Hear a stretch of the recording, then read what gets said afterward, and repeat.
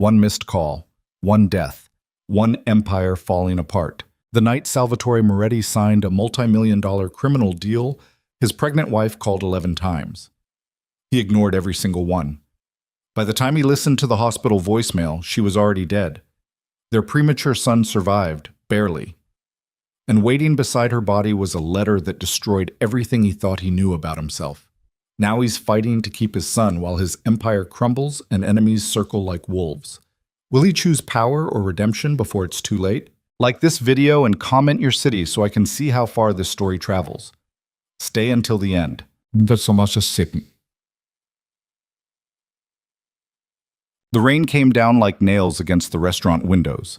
Salvatore Moretti sat across from Dante Valieri in a private dining room that cost more per hour than most people earned in a month. The room smelled like expensive cigars and older money. Salvatore's whiskey sat untouched. Ice melted slowly into amber liquid while Dante talked about territory expansion, profit margins, and the kind of violence that kept empires intact. Salvatore's phone vibrated for the 7th time. He glanced at the screen. Serafina. Again. Dante noticed. His eyes flicked toward the phone, then back to Salvatore's face. The older man smiled, but there was nothing warm in it, just calculation. Your wife? Yeah. She calls a lot. Salvatore silenced the phone and turned it face down on the table. She worries. Pregnant women do that. Dante leaned back in his chair, swirling his own whiskey.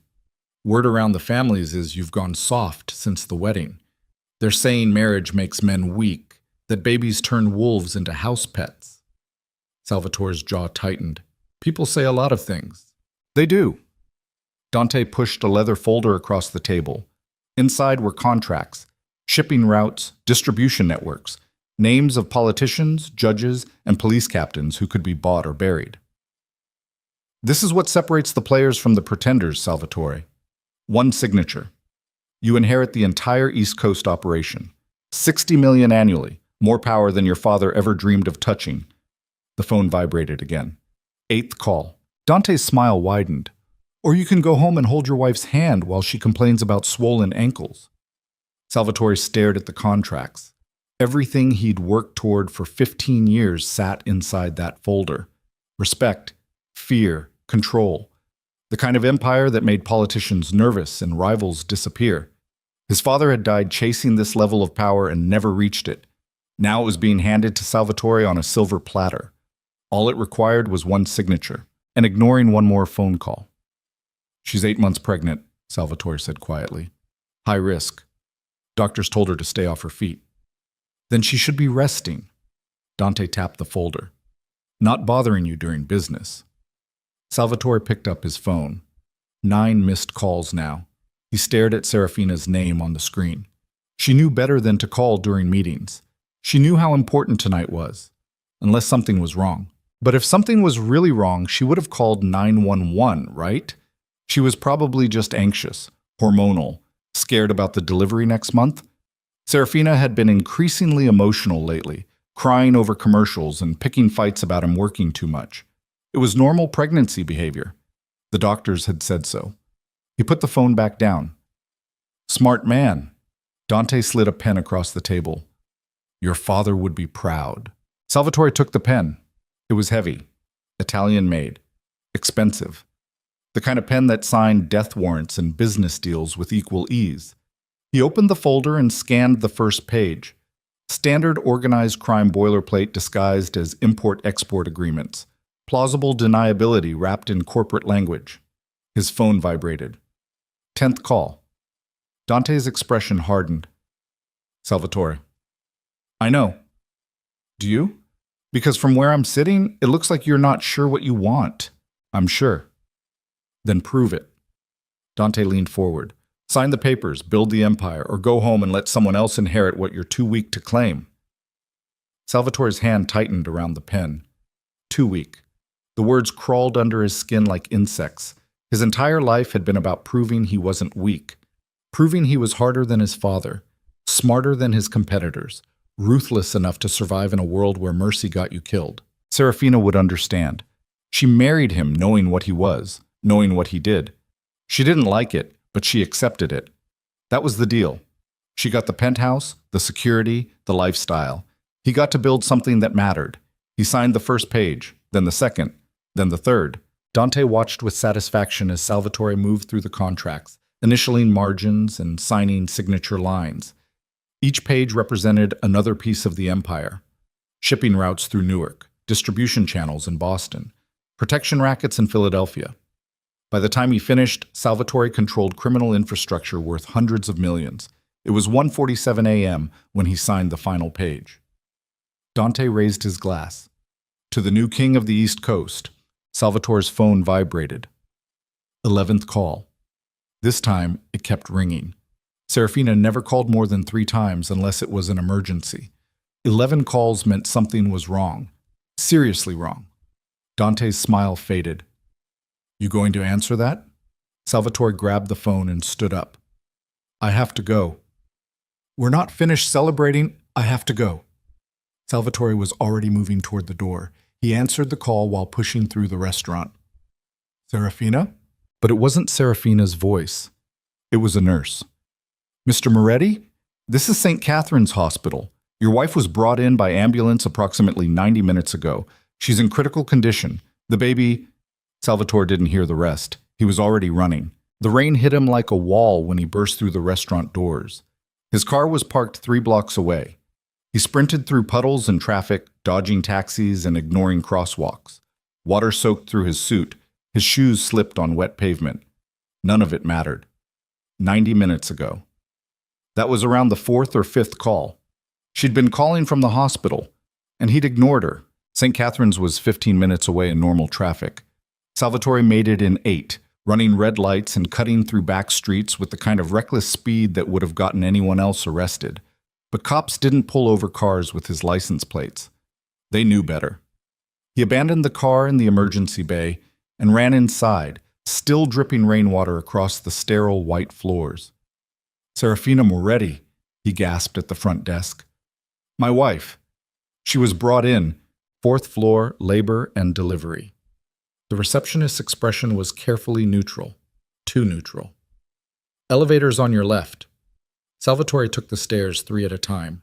His lungs burned. His legs screamed. He didn't care. He just needed to see her. Needed to know she was okay. Needed to apologize for not answering the phone. The 4th floor was too quiet.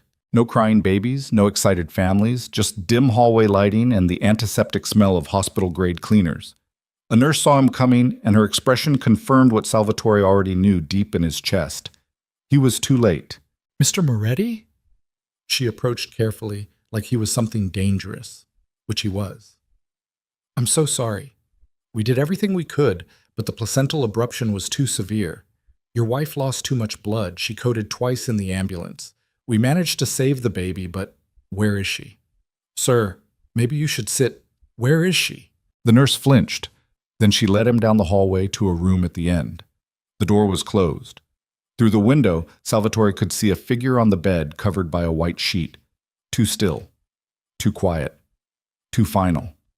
He pushed through the door. Serafina looked like she was sleeping. Her face was pale but peaceful. Someone had cleaned the blood away and arranged her hair nicely across the pillow. Her hand rested on her chest, wedding ring still in place. She could have been napping, except she wasn't breathing. Salvatore stood frozen in the doorway. This wasn't real. It couldn't be real. He'd just seen her that morning. She'd been complaining about back pain and asking him to pick up groceries on the way home. He'd promised he would. Then he'd gone to the meeting with Dante and forgotten about everything except the contracts. Mr. Moretti? Another voice. A doctor this time. Your son is in the NICU. He was born at 32 weeks, so he's premature, but his vitals are stable. Would you like to see him?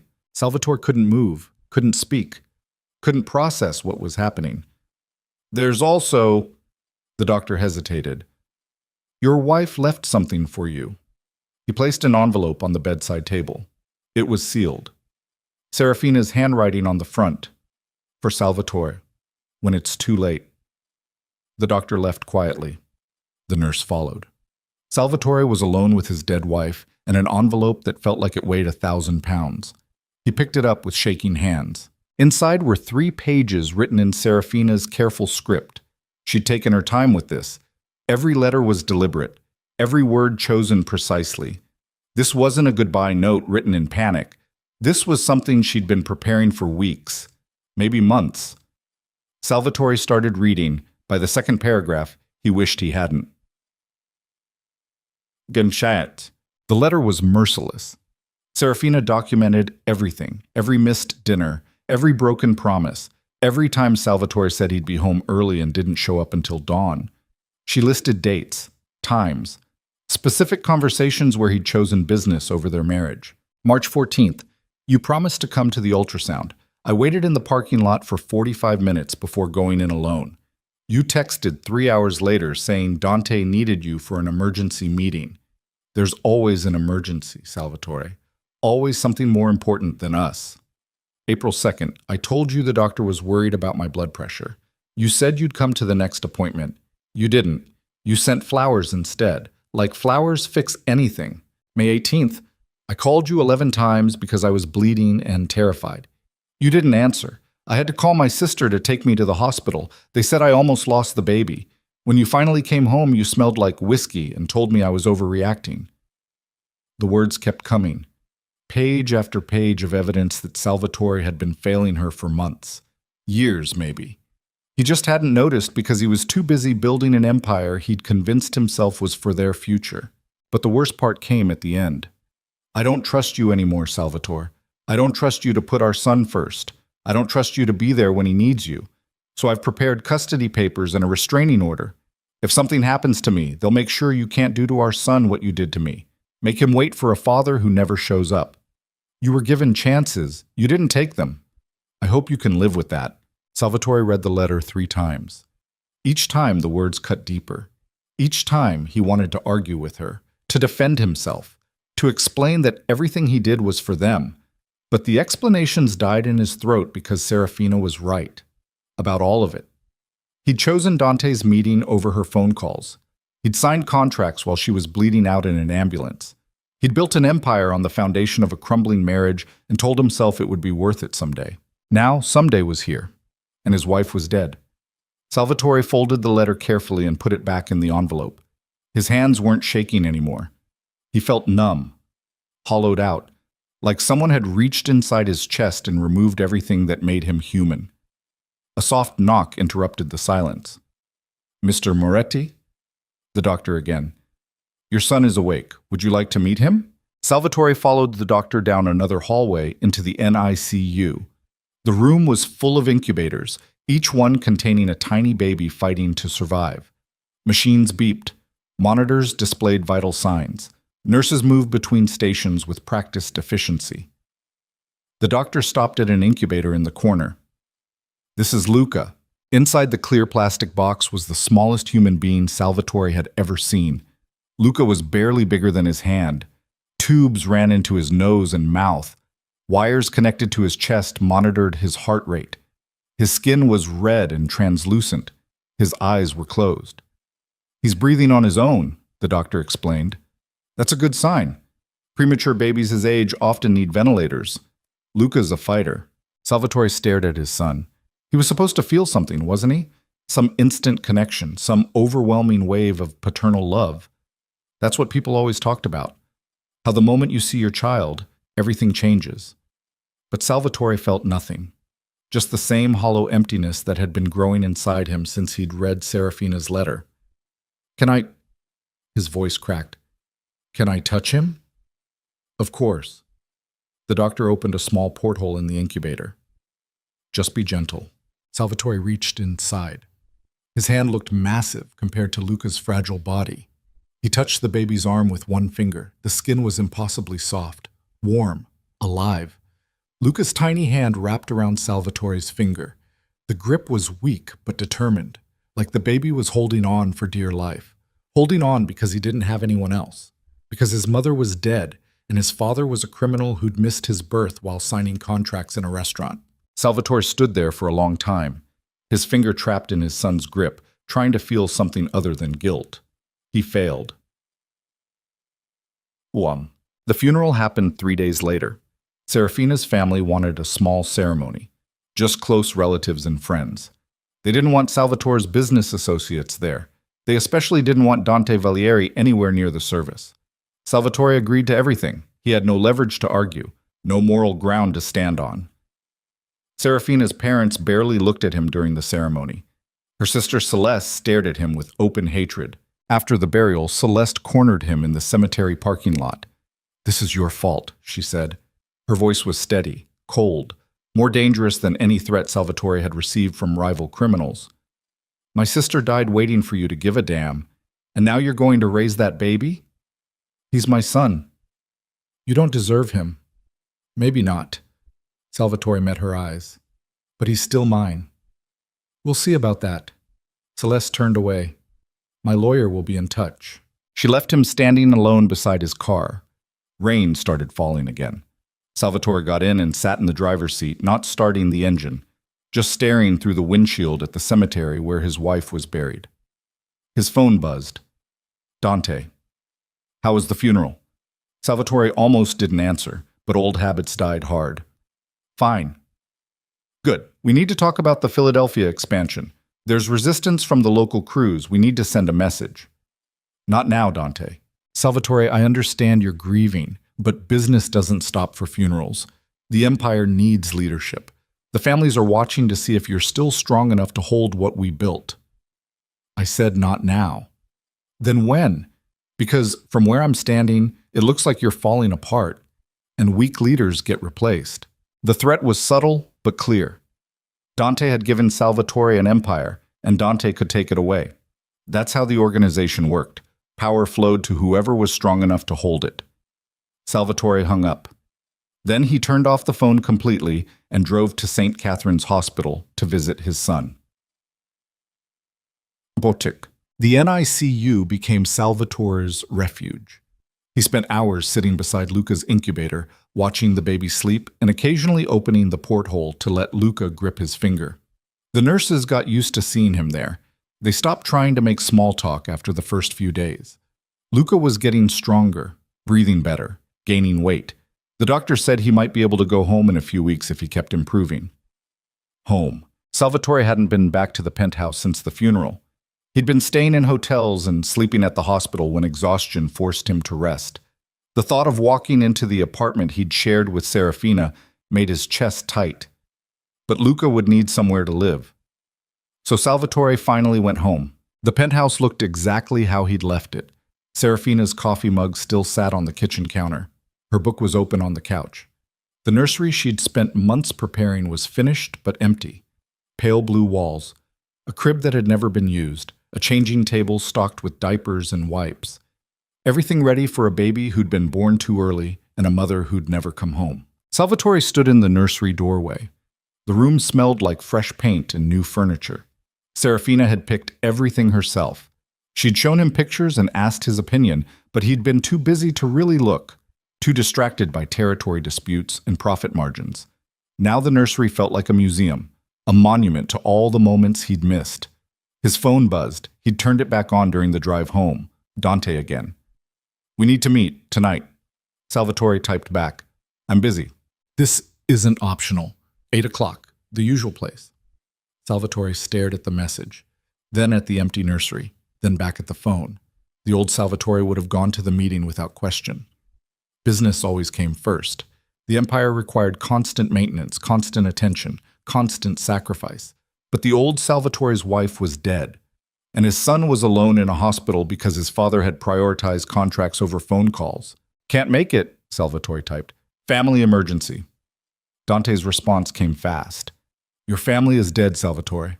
Get your head straight and be at the meeting." Salvatore read the message 3 times. Each word was like a punch to the gut.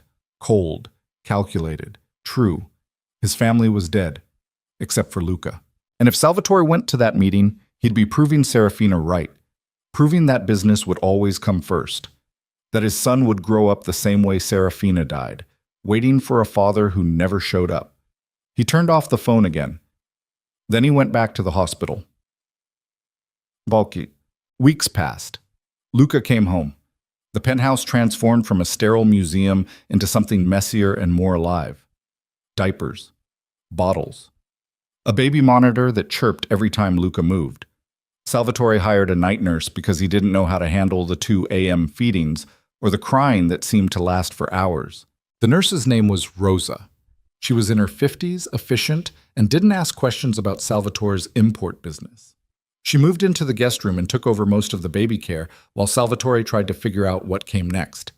Dante kept calling. Salvatore kept ignoring him. The empire didn't stop. Meetings happened without him. Deals moved forward. Territory expanded. Salvatore received daily reports from his lieutenants, but he stopped going to the warehouse, stopped attending sit-downs with other families, stopped doing anything except staring at his son and wondering how to be a father.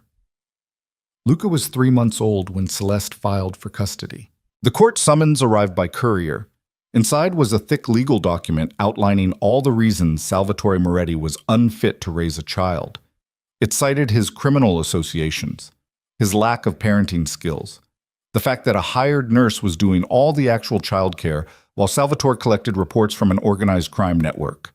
And attached to the filing was Serafina's letter, the one where she documented every failure, every broken promise, every moment Salvatore had chosen business over family. Celeste was using his dead wife's words against him, and the worst part was, they were all true. Salvatore called his attorney. They met at a coffee shop far from the penthouse, far from anywhere Dante's people might notice. "Can she win?" Salvatore asked. His attorney, Marcus, was blunt. "Probably. You're involved in organized crime. You have no real relationship with the child. A nurse is raising him while you manage criminal operations. From a judge's perspective, the boy would be better off with his aunt." "What can I do?" "Get out of the life. Build a relationship with your son. Prove you're more than what this letter says you are." Marcus tapped the custody filing. "Or fight it with money and connections. Bury her in legal fees until she gives up." The old Salvatore would have chosen the second option. Money and connections had solved every problem he'd ever faced. Judges could be bought. Lawyers could be intimidated. Celeste could be crushed under the weight of legal warfare until she had no choice but to surrender. But that was exactly what Serafina had predicted he would do. Exactly the kind of man she'd died believing him to be. "I'll fight it," Salvatore said quietly. "But not that way." Marcus raised an eyebrow. "Then how?" "I don't know yet." What? The custody hearing was scheduled for 3 months later. That gave Salvatore 90 days to prove he was worth keeping his son. He started small. Rosa taught him how to change diapers properly, how to test bottle temperature, how to burp a baby without dropping him. Basic skills that most parents learn naturally, but Salvatore had to study like they were criminal statutes. He was terrible at all of it. The first time he tried to change Luca alone, the baby peed on him.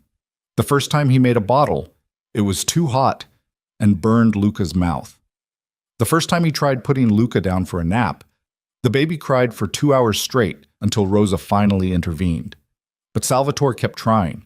He started attending pediatrician appointments, sitting in the waiting room with other parents who looked exhausted but happy.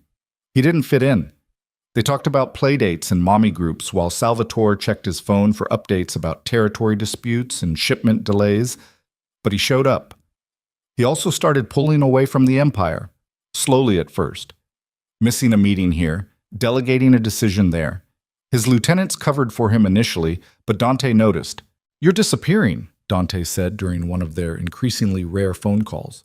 "People are asking questions." "Let them ask." "Salvatore, this isn't sustainable. You can't run an empire part-time. Either you're in or you're out." "I'm handling it." "No, you're not. You're falling apart. And if you can't hold your territory, someone else will." The threat was explicit now. Dante wasn't offering support anymore. He was issuing an ultimatum. Salvatore hung up. Then he went back to the penthouse, where Rosa was feeding Luca in the nursery. The 6-month-old was starting to grab at things, starting to smile, starting to develop a personality that had nothing to do with criminal empires or territory disputes. "Mr. Moretti?" Rosa looked up from the feeding. "Is everything okay?" "Yeah." Salvatore sat down in the rocking chair across from her. "Can you teach me how to do that?" Rosa smiled. "Of course." She handed him the bottle and positioned Luca in his arms. The baby felt heavier than before, sturdier. like he was actually growing into a real person instead of just a fragile collection of tubes and monitors. Support his head, Rosa instructed. Angle the bottle so he doesn't swallow air. If he stops sucking, he's probably full. Salvatore followed her directions carefully. Luca drank from the bottle, his tiny hand wrapping around Salvatore's finger, the same grip he'd had in the NICU. Still weak, but determined. "You're doing great," Rosa said. Salvatore didn't feel great. He felt clumsy and uncertain and terrified of dropping his son. But Luca was eating, and that was something. Small victories. That's what his life had become. Small victories in a war he was losing on every other front. 6 months after Serafina's death, Salvatore attended his first parent group at the local community center. Rosa had suggested it, a way to meet other parents and learn from people who actually knew what they were doing. The group met in a basement room that smelled like coffee and baby powder. 15 parents sat in a circle, passing infants back and forth, while discussing teething and sleep schedules and the best brands of formula. Salvatore sat in the back and said nothing. The group leader, a cheerful woman named Patricia, tried to include him. "And you are?" "Salvatore." "Welcome, Salvatore. How old is your baby?" 6 months. "Wonderful. Is this your first?" "Yeah." "And where's Mom today?" The room went quiet. Salvatore saw Rosa tense beside him. She knew the answer. Everyone else was about to find out. "She died," Salvatore said flatly. "During delivery." Patricia's smile faltered. "Oh, I'm so sorry. That must be incredibly difficult." "It is." The conversation moved on quickly. Nobody wanted to dwell on death in a room full of new parents celebrating life. But Salvatore felt their eyes on him for the rest of the meeting. The widower. The single father. The man who clearly didn't belong. After the meeting, one of the other fathers approached him in the parking lot. Young guy, probably late 20s, wedding ring, friendly expression. "Hey man, I just wanted to say, what you're doing is brave. Raising a kid alone after losing your wife, that's real strength." Salvatore looked at him. "You don't know anything about me." The guy blinked. "I just meant..." "I know what you meant." Salvatore buckled Luca into his car seat. "But you're wrong. There's nothing brave about showing up. It's just what you do." He drove away before the conversation could continue. Rosa was quiet during the ride home. Finally, she said, "You were rude to that man." "I know. He was trying to be kind." "I know that too." "Then why?" "Because he's wrong." Salvatore gripped the steering wheel. "I'm not brave. I'm barely holding it together. And every time someone tells me I'm doing a great job, all I can think about is how my wife died, believing I'd fail at exactly this." Rosa was quiet for a moment. Then, "But you haven't failed." "Not yet. Not ever. You're here. You're learning. You're trying. That's more than a lot of fathers do." Salvatore didn't respond. He didn't believe her. Showing up wasn't enough. Serafina had made that clear in her letter. She'd wanted a husband who prioritized family over business, a father who would be present instead of absent, a partner who answered the phone when she needed him. Salvatore had been none of those things, and now he was scrambling to become them while his empire fell apart and enemies circled closer. The custody hearing was 2 weeks away when Dante finally showed up at the penthouse. Salvatore was reading to Luca, a picture book about trains that the baby seemed to enjoy, when the doorbell rang. Rosa answered it, her voice carried from the entryway, sharp with concern. "Mr. Moretti isn't taking visitors." "He'll take me." Dante walked into the nursery like he owned the place. Expensive suit, perfectly groomed, the smile that never reached his eyes. "Nice setup," Dante said, looking around. "Very domestic." Salvatore carefully placed Luca in his crib. The baby started fussing immediately, reaching for the book. Salvatore handed it back to him. Luca grabbed it and promptly put the corner in his mouth. "What do you want, Dante?" "To see how the mighty have fallen." Dante leaned against the doorframe. 6 months ago, you controlled the East Coast. Now you're playing house with a baby who doesn't even know who you are. Get out." "Not yet." Dante's smile faded. "We need to talk about what comes next." There's nothing to talk about. Wrong. There's everything to talk about. You abandoned the empire, Salvatore. Left it leaderless while you pretended to be a family man. Do you have any idea how much money we've lost? How many territories we've given up? How weak we look to every other family in the network? I don't care. You should, because weakness gets punished, and right now you're making all of us weak. Salvatore turned to face him. So punish me. Take the empire, do whatever you want, but leave my son out of it. Dante laughed. You think you can just walk away? That's not how this works. You signed contracts, Salvatore, made commitments, built relationships. You don't get to abandon all of that because your wife died. Watch me. I did watch you. For 6 months, I watched you spiral into irrelevance. And now I'm done watching. Dante straightened his jacket. You have 2 choices. Come back and run the empire properly, or step aside and let someone competent take over. But you don't get to keep one foot in both worlds. I choose my son. Then you lose everything else. Fine. Dante studied him for a long moment. Then he nodded slowly. Okay, if that's how you want to play it. He left without another word. Rosa appeared in the doorway moments later, her face pale. Mr. Moretti, what just happened? I made a choice. Salvatore picked up Luca and held him close. The baby squirmed but didn't cry. Just grabbed Salvatore's shirt and held on. What kind of choice? The kind there's no coming back from. Suolto. 2 days before the custody hearing, federal agents raided 3 of Salvatore's warehouses. The operation was coordinated. Simultaneous raids across New York, New Jersey, and Pennsylvania. Agents seized shipments, arrested low-level workers, and confiscated financial records that traced directly back to the empire's leadership. Salvatore's attorney called him at 6 in the morning. We've got a problem. How bad? Career ending. The feds have everything. Names, routes, transactions. Someone gave them a complete map of your organization. Salvatore already knew who. Dante. Probably. He's positioning himself to take over while you burn. Classic hostile takeover, criminal edition. What are my options?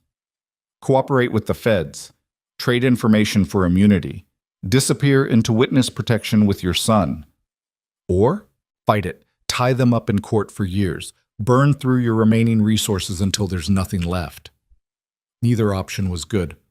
But one of them meant Luca would grow up watching his father go to prison. The other meant Luca would grow up without the wealth and connections that came from the empire. Salvatore made his decision in less than 5 seconds. Set up a meeting with the federal prosecutor, Gatz. The custody hearing happened exactly as scheduled. Celeste's lawyers presented their case first. They brought photographs of Rosa doing all the childcare, bank records showing Salvatore's continued income from criminal enterprises, witness testimony from neighbors who'd never seen Salvatore take Luca to the park or push him in a stroller, and they brought Serafina's letter. The lawyer read it aloud in the courtroom. Every word, every accusation, every moment of failure documented in Serafina's careful handwriting. You were given chances. You didn't take them. The judge listened without expression. When Celeste's side finished, she turned to Salvatore's attorney. Your response? Marcus stood. Your Honor, my client doesn't dispute the contents of that letter. 6 months ago, he was exactly the man his late wife described. But people change, and Salvatore Moretti has spent every day since his wife's death trying to become the father his son deserves. He presented evidence. Pediatrician records showing Salvatore's attendance at every appointment. Receipts from parent groups and baby classes. Photographs of Salvatore feeding Luca, changing diapers, reading bedtime stories. It wasn't much, but it was real. Then Marcus played his final card. Mr. Moretti has also recently cooperated with federal authorities to dismantle the organized crime network he was previously associated with. As of this morning, he has signed immunity agreements in exchange for testimony against multiple high-ranking criminals. He has severed all ties to that world. The courtroom erupted. Celeste's lawyer objected. The judge called for order. Salvatore sat quietly through all of it. He'd traded his empire for a chance at keeping his son. And he still didn't know if it would be enough. The judge reviewed the evidence for what felt like hours. Finally, she looked up. This court recognizes that Mr. Moretti has made significant efforts to change his life. However, the transition has been recent and dramatic. The child's best interest must be the primary concern. Salvatore's chest tightened. Therefore, I'm granting joint custody. The child will split time between Mr. Moretti and Ms. Celeste Rodriguez, with regular reviews to assess stability and parenting quality. If Mr. Moretti continues demonstrating improvement, full custody may be reconsidered in 1 year. The gavel came down. Salvatore had won. Sort of. He'd lost his empire, his fortune, and his reputation, but he'd kept his son. For now. Amatam. That night, Salvatore sat in Luca's room watching the baby sleep. The apartment was quieter than before. Most of the luxury furnishings had been seized or sold to pay legal fees. Rosa had left. He couldn't afford her anymore. The penthouse itself would be gone soon, traded for something smaller and affordable. Everything he'd spent 15 years building was gone. And sitting in the ruins of his old life, Salvatore finally felt something other than emptiness. Relief. The apartment Salvatore moved into was a fourth-floor walk-up in Queens. No doorman, no elevator, no marble countertops or floor-to-ceiling windows overlooking Central Park. Just 3 small rooms with radiators that clanked at night and neighbors who yelled through thin walls. Luca's crib barely fit in the bedroom. Salvatore slept on a pull-out couch in the living room. The kitchen was the size of a closet. Everything smelled like the Chinese restaurant downstairs. It was the furthest thing from the penthouse Serafina had decorated with such careful attention. But it was theirs, and nobody could take it away because Salvatore had already lost everything worth taking. The first morning in the new place, Salvatore woke to Luca crying at 5 a.m. No Rosa to handle it, no night nurse, just him and a 7-month-old who was furious about being hungry. Salvatore stumbled into the bedroom, eyes still half closed. Luca was standing in his crib. When had he learned to stand? Shaking the bars like a prisoner demanding release. All right, I'm coming. He changed the diaper first, still clumsy with the tabs, but better than he used to be. Luca kicked the entire time, making it harder. Salvatore's hands were shaking from exhaustion. He'd been up until 3 a.m. reviewing testimony notes for the federal case against Dante and the other families. Bottle next. He'd prepared 4 of them the night before, following Rosa's instructions. Keep them refrigerated. Warm one at a time. Test the temperature on your wrist before feeding. He did everything right. Luca drank half the bottle and threw up on Salvatore's only clean shirt. Perfect, Salvatore muttered, stripping off the shirt and tossing it toward the laundry basket. It missed. Everything in this apartment was too small to aim properly. He fed Luca the rest of the bottle shirtless, the baby's tiny hand gripping his chest hair like a lifeline. After the feeding, Salvatore tried putting Luca back down for another hour of sleep. The baby had other plans. He wanted to play, wanted attention, wanted his father to do something other than stand there looking exhausted. So Salvatore sat on the floor and stacked plastic blocks while Luca knocked them over and laughed. This was his life now. And some mornings it felt like punishment. Other mornings, rare ones, it felt like redemption. Putes. Celeste showed up for her first custody visit 3 days later. She arrived at exactly 9 a.m., dressed like she was going to court. Professional. Cold. Armed with a checklist of things to inspect. Salvatore let her in without a word. She walked through the apartment slowly, taking notes on her phone. Checked the kitchen for cleanliness.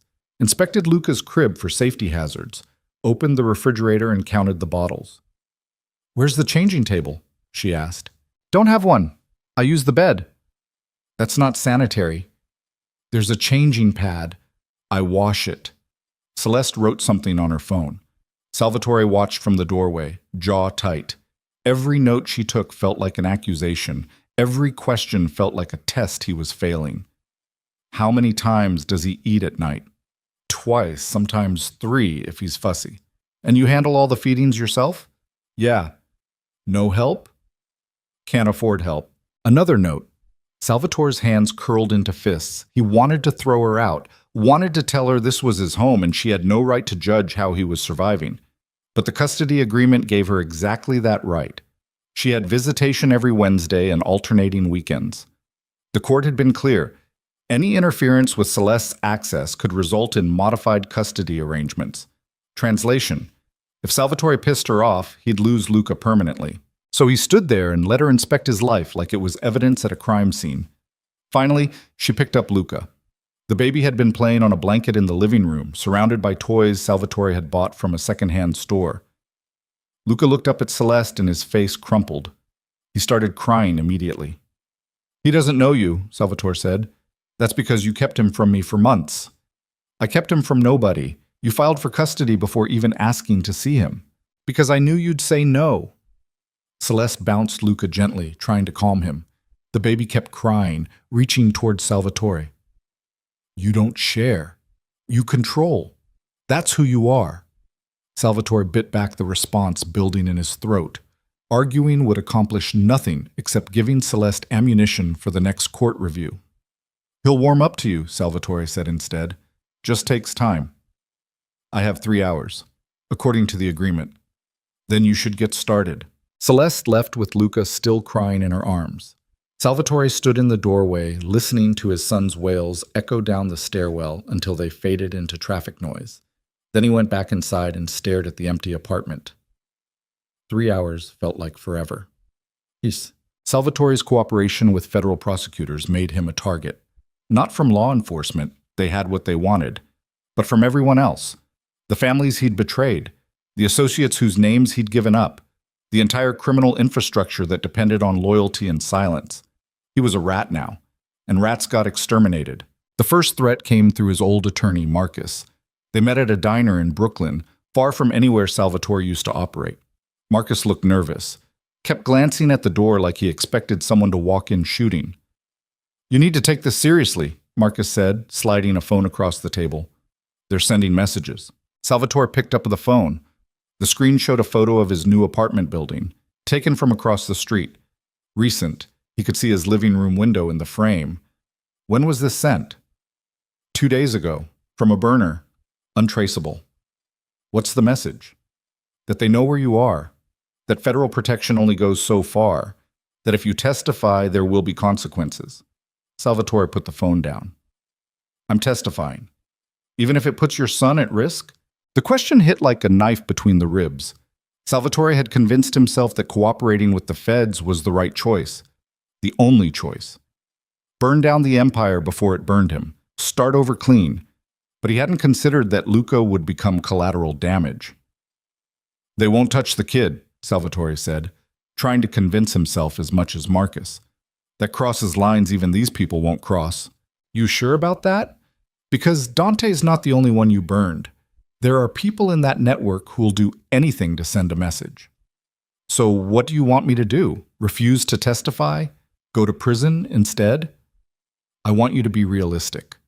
Federal protection means a safe house and a new identity. It means disappearing, no more custody hearings.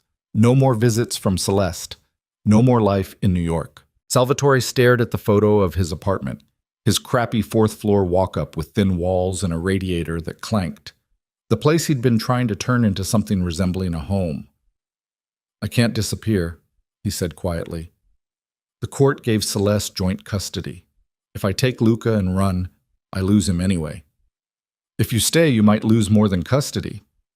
"I'll take my chances," Marcus sighed. "You're being stubborn." "Yeah, I am. Uptight." The next custody exchange happened on Friday. Celeste was supposed to drop Luca off at 6 p.m. She showed up at 8, no apology, no explanation. Luca was asleep in his car seat. Salvatore lifted him out carefully, trying not to wake him. The baby stirred but didn't open his eyes, just made a small noise and settled against Salvatore's chest. "He was fine," Celeste said. "We went to the park. He ate well. No problems." "You were 2 hours late." "I got stuck in traffic." "You could have called." "I'm calling now." "Luca's back." "That's what matters." Salvatore wanted to argue, wanted to point out that 2 hours late was the same disrespect he'd shown Serafina when he missed appointments and ignored calls. But he couldn't say that without admitting she'd been right about him all along. So he just nodded. "Next time, call." "Sure." Celeste turned to leave, then stopped. "By the way, I'm filing a motion to modify the custody arrangement." Salvatore's grip on Luca tightened. "Why?" "Because this apartment isn't suitable for a child long-term. No proper changing table, no separate bedroom for him. The neighborhood's not safe." "The court already approved it." "That was temporary approval pending review. The review's next month. My lawyer thinks we have a strong case for primary custody. Primary custody means what? It means Luca lives with me full time. You get supervised visits. The words landed like a physical blow. Supervised visits. The kind of arrangement reserved for parents who couldn't be trusted alone with their own children. I'm his father. And I'm his aunt. And his mother's sister. And the only family member who's been consistently present in his life. I've been present for 3 months, Salvatore. 3 months out of his entire life. That doesn't erase the first 6 months where a nurse raised him while you played gangster. Salvatore felt heat rising in his chest. Anger, frustration, the old instinct to threaten and intimidate until people backed down. But Celeste wasn't afraid of him. She'd never been afraid of him. That's what made her dangerous. You're doing this to punish me, he said. I'm doing this to protect Luca. From what? From becoming the next casualty of your choices. She left before he could respond. Salvatore carried Luca inside and laid him in the crib. The baby didn't wake up, just curled onto his side and kept sleeping, oblivious to the war being fought over his future. Salvatore sat on the edge of the bed and put his head in his hands. Celeste was right, about all of it. The apartment was too small. The neighborhood was rough. Salvatore was barely holding his life together while testifying against people who wanted him dead. He was asking a judge to believe he could be a good father when he could barely prove he was a functional adult. But the federal trial started 2 weeks later. Salvatore sat in a witness box in downtown Manhattan and spent 3 days answering questions about territory maps, money laundering routes, and the hierarchy of the criminal organization he'd helped build. Dante sat at the defense table in an expensive suit, looking calm, almost bored. Like this was a minor inconvenience rather than a racketeering trial that could send him to prison for life. Their eyes met once during testimony. Dante smiled. Not the shark smile from the restaurant. Something colder. A promise. This isn't over. Salvatore kept talking. Named names. Described operations. Handed over every piece of evidence the prosecutors needed to dismantle the network. By the third day, Dante's attorney was visibly frustrated. Mr. Moretti, isn't it true that you're only cooperating to avoid prison yourself? Yes, and that you're willing to say anything, true or false, to secure immunity? No, everything I've said is true. How convenient. You build a criminal empire alongside my client, then turn on him the moment it benefits you. I turned on him because I wanted out, or because you wanted revenge. Because Dante Valieri was more successful than you, more respected, and you couldn't handle playing second fiddle. Salvatore looked at Dante, then back at the attorney. I couldn't handle being the kind of man my wife died believing I was. So I stopped being that man. If that means Dante goes to prison, I'm fine with it. The courtroom was silent. The attorney tried a few more angles, but the damage was done. Salvatore's testimony was credible, detailed, corroborated by physical evidence the feds had seized during the raids. By the end of the week, Dante was convicted on 18 counts. He'd spend the rest of his life in federal prison, and Salvatore had signed his own death warrant. Bang! The threats escalated immediately. More photos of the apartment, messages describing Luca's daily routine in unsettling detail, the park he went to, the bodega where Salvatore bought diapers, the pediatrician's office on Amsterdam Avenue. Someone was watching them, constantly. Marcus set up another meeting. This time, he brought a federal agent named Torres. You're not taking this seriously enough, Torres said.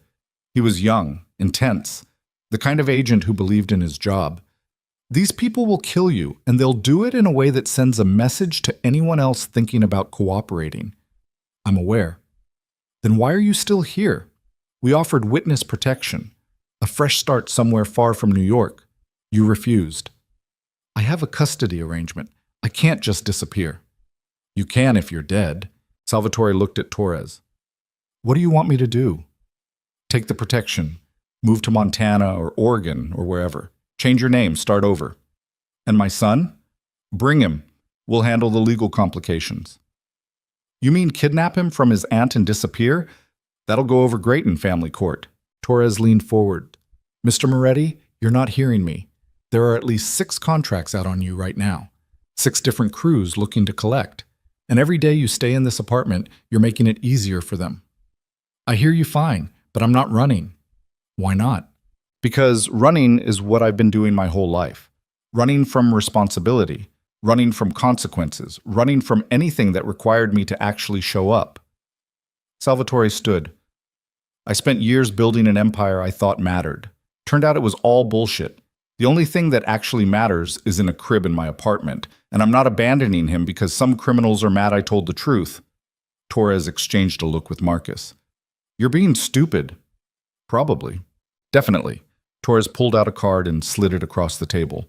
When you change your mind, and you will, call this number. We'll extract you within 24 hours. Salvatore took the card but didn't look at it. Anything else? Yeah. Don't get killed before the sentencing hearing. We need you to testify against the others. I'll try my best. Salvatore started noticing the surveillance after that meeting. A car parked across the street that hadn't been there before. The same man in a Yankees cap standing at the corner bodega 3 days in a row. Someone sitting on the stoop of the building next door, watching. They weren't even hiding it anymore. The message was clear. We know where you are. We're waiting. Salvatore changed his routine. Started using different routes to the pediatrician, bought groceries at random stores instead of the same bodega. Never took Luca to the same park twice. But paranoia was exhausting. And Luca was too young to understand why his father kept looking over his shoulder or why they never stayed anywhere for long. One afternoon at a playground in Astoria, Salvatore was pushing Luca on the baby swings when a man approached. Older guy, gray hair, looked like someone's grandfather. Cute kid, the man said. Salvatore's hand moved instinctively toward his waistband. He'd been carrying a gun since the threat started. Illegal for someone with his record, but survival beat legality. The man noticed, smiled. Relax, I'm not here to hurt you. Then why are you here? To deliver a message from someone you used to work with. The man sat on the bench beside the swings. They want you to know that testifying was a mistake, a big one, and mistakes have consequences. Tell them I'm aware. They also want you to know that consequences don't always happen immediately. Sometimes they wait. Sometimes they happen when you're not expecting it, when you're comfortable, when you think you're safe. Luca laughed in the swing, oblivious to the threat being delivered 10 feet away. Salvatore stopped pushing. Is there an offer attached to this message, or just intimidation? There's an offer. Stop cooperating. Recant your testimony. Claim you were coerced by federal agents. And if I do that? The contracts get canceled. You live. Your son grows up with a father. What happens to Dante? That's not your concern anymore. Salvatore looked at Luca. The baby was reaching for him now, tired of the swing. Salvatore lifted him out and held him close. Luca grabbed his collar and made happy, babbling sounds. Tell them no, Salvatore said. The man raised an eyebrow. You're refusing. I'm refusing. Even though it means they'll come for you? Especially because of that. Salvatore met the man's eyes. I spent 15 years doing whatever it took to survive. Lying, cheating, hurting people. And it cost me everything that mattered. I'm not doing it anymore. Not for Dante, not for the families, not for anyone. The man stood slowly. That's disappointing. Yeah, well, life's full of disappointments. It's about to be full of something worse. The man walked away without looking back. Salvatore stayed at the playground for another hour, holding Luca and watching every person who entered or left. His phone buzzed. Marcus. We need to talk. Now. They met at a different diner. Marcus looked worse than before. Hadn't slept. Probably hadn't eaten either. You turned down the offer, Marcus said. How'd you know about it? Because the feds know about it. They're monitoring communications from the families. They heard about the approach. And? And they're pulling out, Salvatore. They can't protect someone who refuses to be protected. The U.S. Attorney's Office is officially recommending you accept witness protection and relocate immediately. I already told Torres no. I know. That's why I'm here, to tell you this isn't a negotiation anymore. You either accept protection or you're on your own. Salvatore leaned back in the booth. So I take Luca and disappear. Change our names. Move to some small town in the middle of nowhere. Never see New York again. Never see Celeste again. Never have any connection to our old life. Yes. And what happens when Luca's old enough to ask questions? when he wants to know where he came from, who his mother was. You tell him the truth, that you did what you had to do to keep him safe. Or I tell him I ran away. Again, just like I ran away from every other hard thing in my life. Marcus rubbed his eyes. You're being stubborn. Everyone keeps saying that. Because it's true.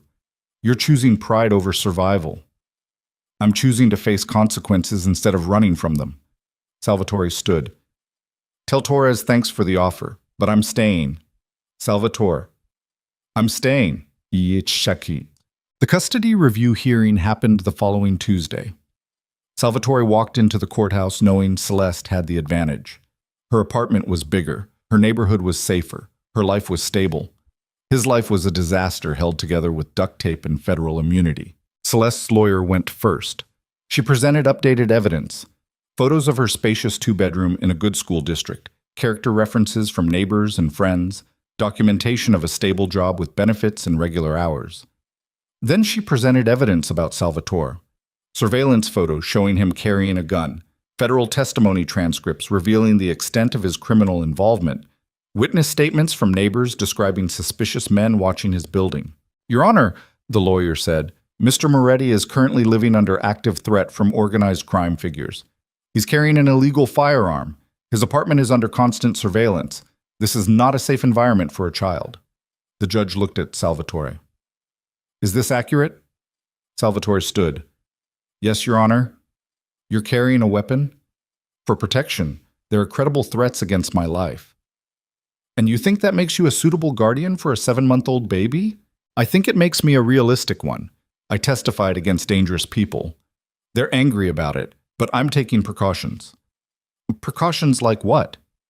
I vary my routine. I'm aware of my surroundings. I keep my son away from potential threats. Mr. Moretti, that's not a life. That's survival. Sometimes they're the same thing. The judge reviewed her notes. The courtroom was silent. Salvatore could feel Celeste watching him from across the aisle, her expression unreadable. Finally, the judge spoke. I'm modifying the custody arrangement. Primary physical custody will transfer to Miss Rodriguez, effective immediately. Mr. Moretti will have supervised visitation every other weekend, with reviews every 3 months. The gavel came down. Salvatore felt something crack inside his chest.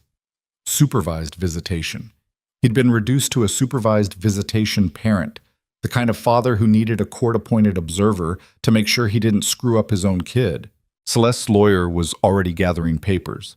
Salvatore's attorney was whispering something about appeals, but Salvatore wasn't listening. He was watching Celeste, who was crying quietly in her seat. Not tears of victory. Something else. Relief, maybe. Or grief. Or both. After the hearing, they stood in the hallway outside the courtroom. Luca was with a social worker, waiting to be transferred to Celeste's custody. I didn't want it to be like this, Celeste said. Salvatore didn't respond. I'm not trying to take him away from you. I'm trying to keep him safe. By giving me supervised visits? Like I'm dangerous? You are dangerous, Salvatore. You're being hunted by criminals. You're carrying a gun.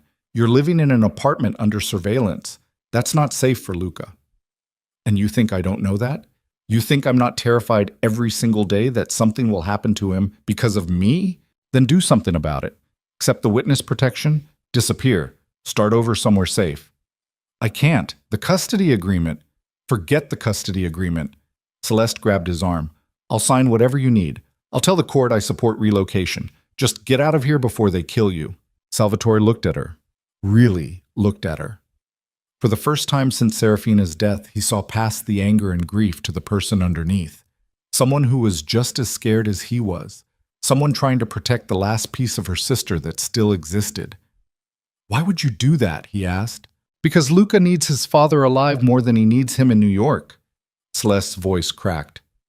Serafina was right about a lot of things, but she was wrong about you being irredeemable. I've watched you try. I've seen you show up. You're not the man she wrote about in that letter anymore. So why take custody? Because trying isn't the same as succeeding. And right now, you're failing. Not because you're a bad father, but because you're in an impossible situation. The social worker approached with Luca. The baby saw Salvatore and reached for him immediately. Salvatore took him and held him tight, breathing in that specific baby smell of formula and soap and innocence. "I'm sorry," Celeste whispered. "I really am." Salvatore kissed Luca's head and handed him to Celeste. The baby started crying immediately, arms reaching back toward Salvatore. It was the hardest thing he'd ever done. Walking away felt like dying. That night, Salvatore sat alone in the apartment staring at Luca's empty crib. The place felt hollow without the baby's breathing, without the constant presence that had defined his life for months. His phone rang. Unknown number. He almost didn't answer. Then realized that everyone who wanted to kill him already knew where he lived. What difference did one phone call make? "Yeah. Mr. Moretti, it's Torres. I'm not interested in witness protection. I'm not calling about that. I'm calling because we intercepted communications suggesting an imminent attempt on your life." Salvatore laughed. It sounded unhinged even to himself. "There's always an imminent attempt. This one's different. They're planning to move tomorrow night. They know about the custody ruling. They know you're alone. They're going to hit the apartment. So arrest them. We don't know who they are yet, just that it's happening." "Great. Thanks for the warning. Salvatore, I'm serious. You need to leave that apartment tonight. Get somewhere safe. Let us protect you." "I appreciate the concern, but I'm done running." "This isn't running. This is surviving." "Same thing." Salvatore hung up. He sat in the dark for a long time. The radiator clanked. Someone yelled in Spanish through the wall. Traffic hummed outside the window. Tomorrow night, people would come to kill him. And he had no plan except to be there when they arrived. Not because he was brave, not because he was stupid, but because he was finally ready to face the consequences of every choice he'd made for the past 15 years. And if those consequences meant dying alone in a fourth-floor walk-up, well, he'd earned worse. Sick. The next day passed slowly. Salvatore cleaned the apartment, washed dishes, organized Luca's clothes and toys, even though the baby wouldn't be coming back. He found himself preparing bottles out of habit before remembering there was nobody to feed. Marcus called twice. Torres called 3 times. Celeste sent a text asking if he was okay. He ignored all of them. At 8 p.m., he made coffee and sat in the living room with the lights off. The gun was on the table beside him. Loaded, safety off. He wasn't planning to use it, but if they forced his hand, at least he'd go down fighting. The hours crawled past. 9 p.m., 10, 11. At midnight, Salvatore started thinking maybe Torres had been wrong. Maybe the threat was exaggerated. Maybe... The door exploded inward. 3 men rushed inside. Ski masks, gloves. One carried a baseball bat. Another had a knife. The third had a gun. Salvatore grabbed his own gun, but wasn't fast enough. The first man swung the bat and connected with Salvatore's wrist. The gun went flying. Pain shot up his arm, white-hot and blinding. The second man grabbed him and slammed him against the wall. The knife pressed against his throat, close enough to draw blood. "You should have taken the offer," the man said. Salvatore tasted copper. Probably. "Any last words?" Salvatore thought about Serafina's letter. About Luca crying when Celeste took him away. About every moment he'd chosen wrong and couldn't take back. "Tell Dante he won," Salvatore said. The man smiled behind the ski mask. "We will." He raised the knife. And the apartment door burst open again. Federal agents flooded inside, tactical gear, weapons drawn, shouting commands. The man with the knife hesitated. Just for a second. It was enough. The agents tackled all 3 men. Guns clattered to the floor. Someone was screaming. Salvatore slid down the wall, his injured wrist cradled against his chest, watching the chaos unfold like it was happening to someone else. Torres appeared in the doorway. "You okay?" Salvatore laughed. It came out broken. "You were watching the apartment."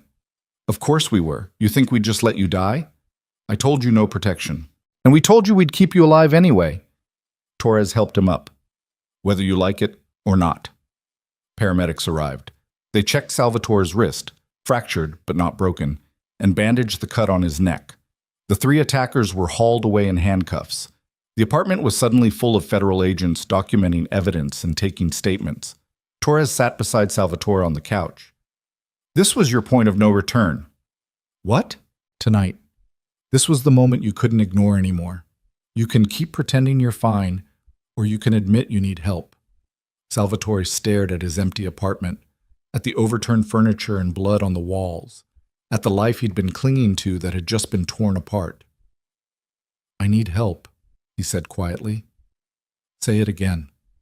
I need help. Torres nodded. Good, because we're getting you out of here tonight. Witness protection, new identity, new life. And this time you don't get to say no.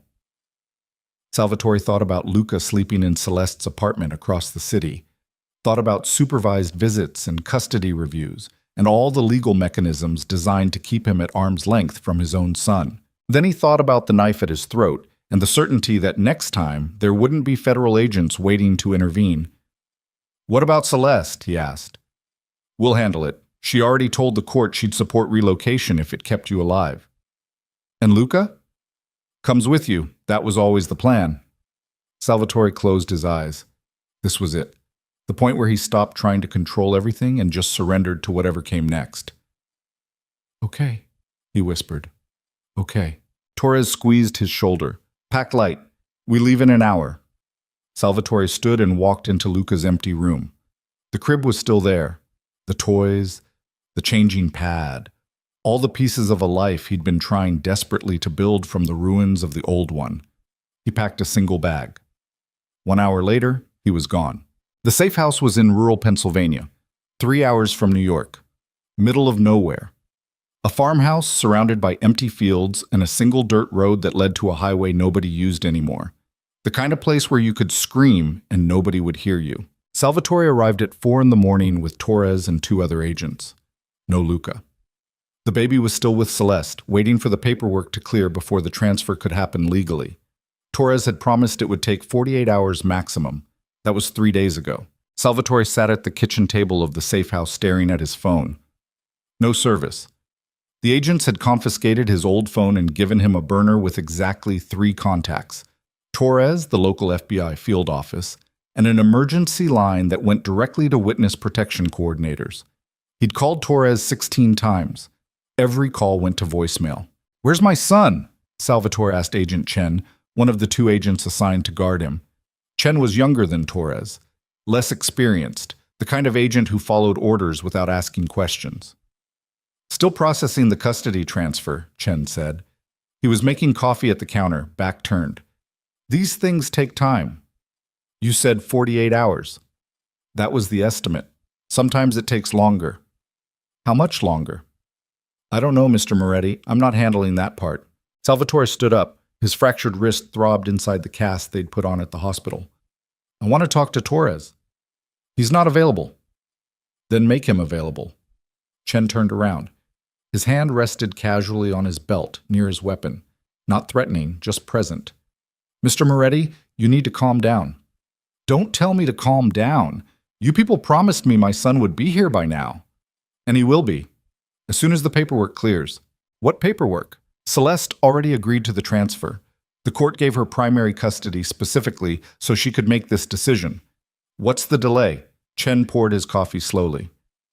There are complications. What kind of complications? The kind I'm not authorized to discuss. Salvatore felt heat rising in his chest. The same anger that used to get people hurt back when he had power. Back when a phone call could make problems disappear. But he didn't have power anymore. He had a broken wrist and a burner phone in the middle of Pennsylvania while his son was 3 hours away with people who wouldn't answer his calls. I want to see Celeste, Salvatore said. That's not possible. Why not? Because you're in witness protection. Contact with anyone from your old life compromises security. She's not my old life. She's my son's guardian. Right now she is. But once the transfer completes, you'll have full custody and she'll have no legal standing. Then complete the transfer. We're working on it. Salvatore grabbed the burner phone and threw it against the wall. It shattered into pieces.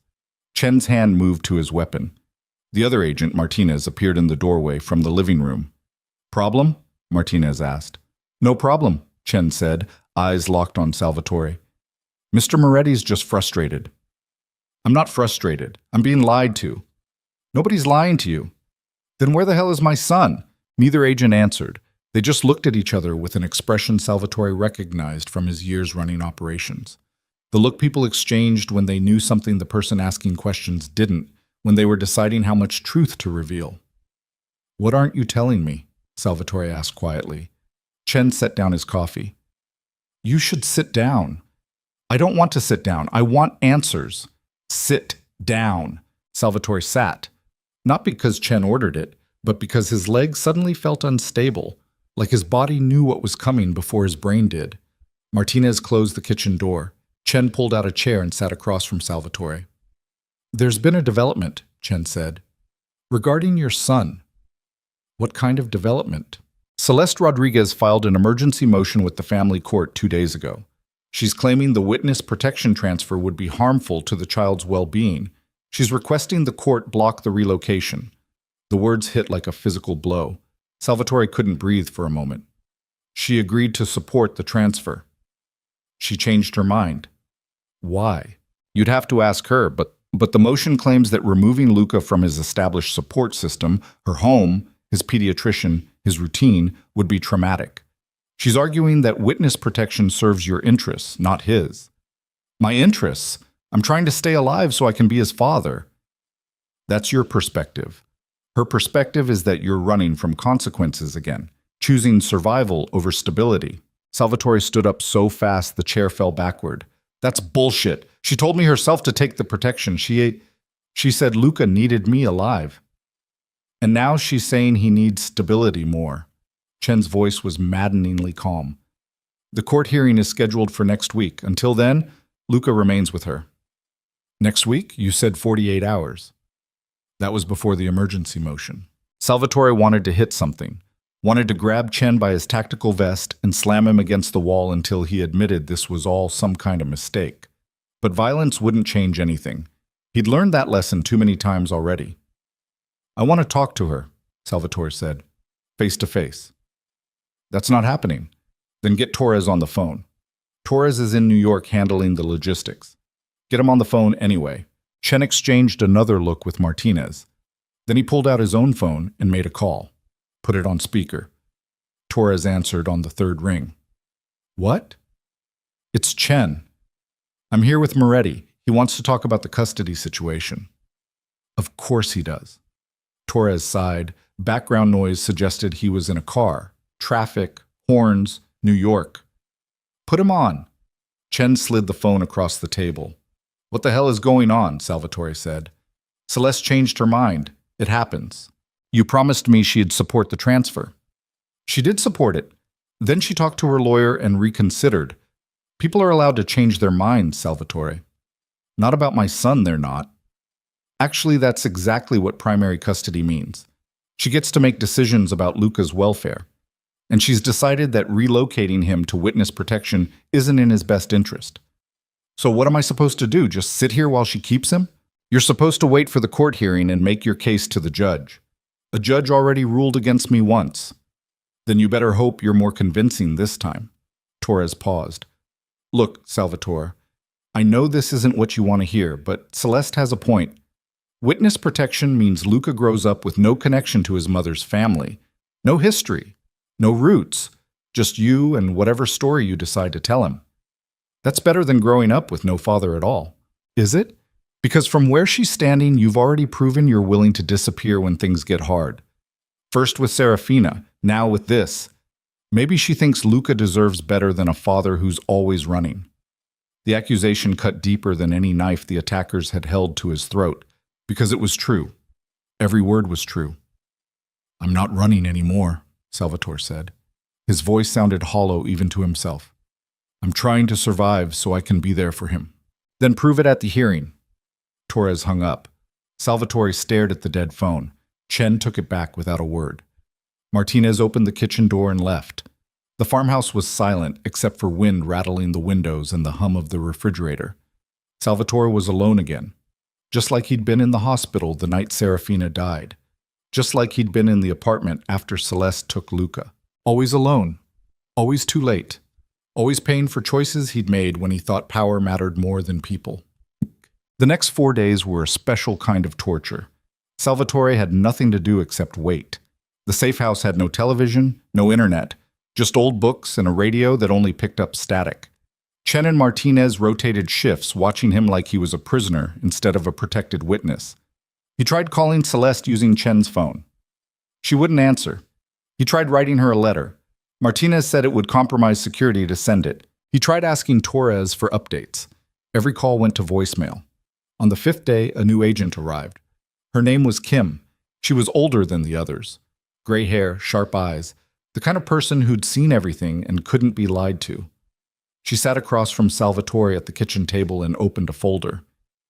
"We need to talk about your testimony," she said. "I already testified.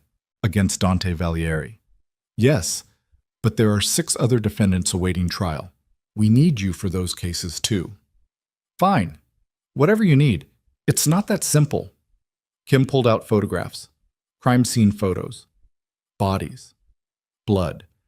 3 of the defendants are accused of murder. Brutal murders. The kind that send a message. Salvatore looked at the photos. He recognized the victims. Low-level associates who'd tried to leave the organization. People who'd made the same choice Salvatore had made. Cooperation over loyalty. They'd all ended up dead. "What's your point?" Salvatore asked. "My point is that testifying against these defendants makes you an even bigger target. The contracts on your life will multiply. And the people coming after you won't be amateurs with baseball bats. They'll be professionals. I'm already in witness protection. Witness protection has limitations. Ask the 16 protected witnesses who've been killed in the past decade." Kim closed the folder. "I need to know you're committed, because if you testify in these trials, there's no going back. You'll be in protection for the rest of your life, and so will your son.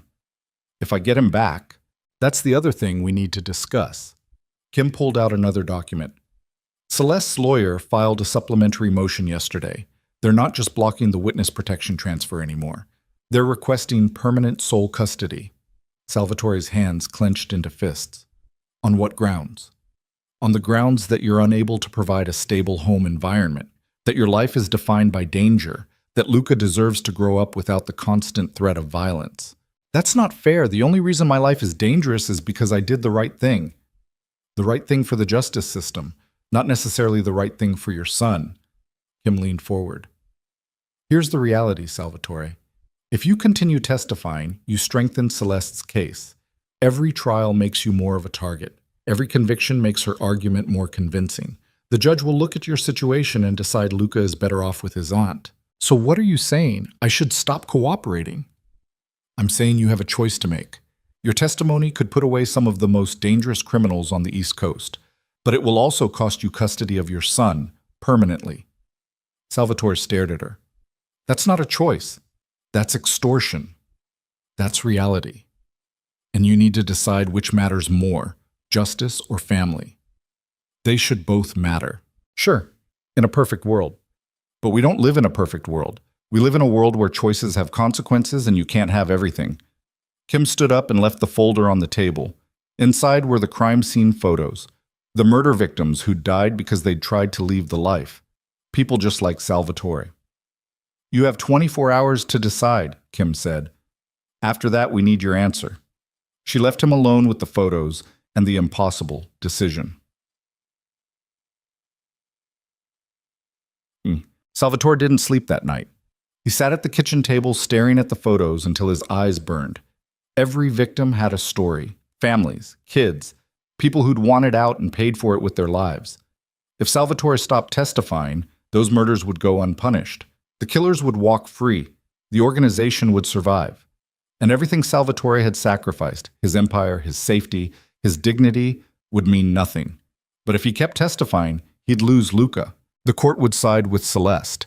They'd rule that stability mattered more than biology, that Luca deserved a life without federal agents and safe houses and the constant shadow of violence.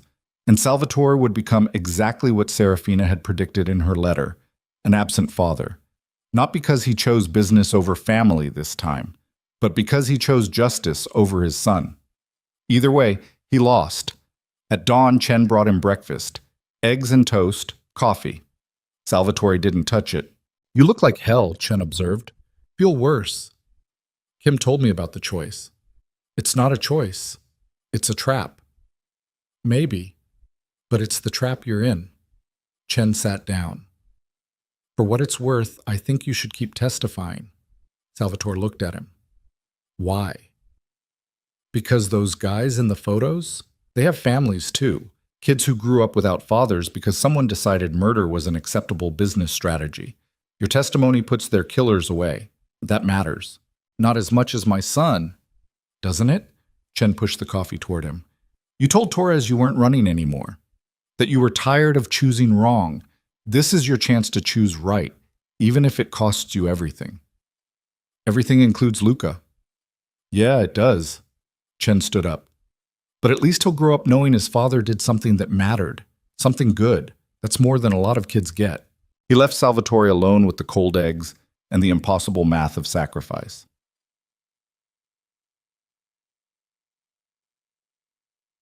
The custody hearing happened via video conference. Salvatore sat in the safe house living room with a laptop while Kim and Torres flanked him off camera. On the screen was the family court judge from New York, Celeste, and her lawyer, and a court-appointed guardian who'd been assigned to represent Luca's interests. Salvatore looked terrible. He knew it. Hadn't slept, hadn't shaved. His cast was dirty, and his eyes were bloodshot. He looked exactly like what Celeste's lawyer was about to argue he was, unstable. The hearing started with Celeste's lawyer presenting the case for permanent sole custody. She was efficient, ruthless, showed photos of Celeste's apartment, documented Luca's routine, presented testimony from pediatricians and child psychologists about the importance of stability. Then she showed photos of the safe house. Salvatore's stomach dropped. How the hell did she have photos of the safe house? Your Honor, the lawyer said, this is where Mr. Moretti is currently living. A federal witness protection facility in rural Pennsylvania. No permanent address, no community, no support system. He's surrounded by armed guards because his life is under constant threat. This is not an environment for raising a child. The judge studied these photos. Mr. Moretti, is this accurate? Salvatore leaned toward the camera. It's temporary, until the trials are finished. And how long will that take? I don't know. Months, maybe longer. And during that time, where would your son live? With me, in protection. In a safe house, surrounded by federal agents, with no stability or normalcy. It's better than growing up without a father. Is it? The judge looked at her notes. Mr. Moretti, I've reviewed your history. You missed your wife's death because you were signing business contracts. You had minimal involvement in your son's first 6 months of life.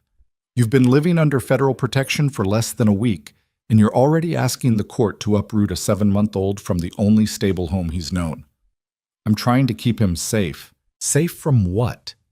The threats exist because of choices you made. Choices to participate in organized crime. Choices to testify against dangerous people. Your son didn't make those choices. Why should he pay for them? Salvatore didn't have an answer. Celeste spoke for the first time. Her voice was shaking.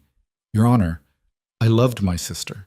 And I want to believe Salvatore can be the father Luca deserves, but I can't risk my nephew's life on that hope. He needs stability. He needs normalcy. He needs to grow up in a real home, not a federal safe house. Ms. Rodriguez, are you requesting permanent sole custody? Yes, Your Honor. With no visitation for Mr. Moretti. Celeste hesitated, looked directly at the camera, at Salvatore. Supervised visitation, once the federal protection period ends, when it's safe. That could be years, Salvatore said. I know. Tears were running down Celeste's face now. And I'm sorry, but Luca's safety comes first. The judge reviewed her notes for a long time. The silence was suffocating. Salvatore felt Torres's hand on his shoulder. A warning. Stay calm. Don't react. Finally, the judge spoke. This court grants sole legal and physical custody to Celeste Rodriguez, effective immediately.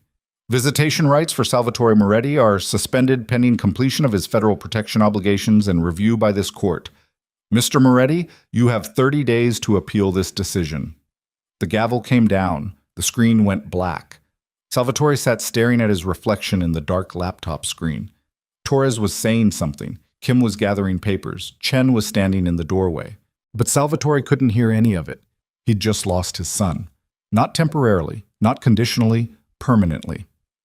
Salvatore spent the next 3 days in his room. Didn't eat, didn't sleep. Just stared at the ceiling and replayed every moment that had led him here. Every choice, every mistake. Every time he'd chosen wrong and told himself it would work out eventually. It never worked out. It just kept getting worse. On the fourth day, Torres came to the room, knocked once, and walked in without waiting for permission. "We need to talk about the next trial," Torres said. "No." "Salvatore, shit. I'm done testifying." Torres closed the door, sat on the edge of the bed. "You don't mean that." "I mean exactly that. I testified against Dante. I gave you everything you needed to put him away. That was the deal. I'm not doing it anymore." The deal was full cooperation in exchange for immunity and protection. The protection cost me my son, so I'm renegotiating. That's not how this works. Salvatore sat up. His cast was filthy. His hair was matted. He looked like something that had crawled out of a grave. "Then how does it work, Torres? You tell me. Because from where I'm sitting, I did everything right and lost everything that mattered." "You did what you had to do to survive." "No, I did what you told me to do, and it destroyed my life." Salvatore stood. His legs were shaky. "I'm done. Find another witness." "There is no other witness.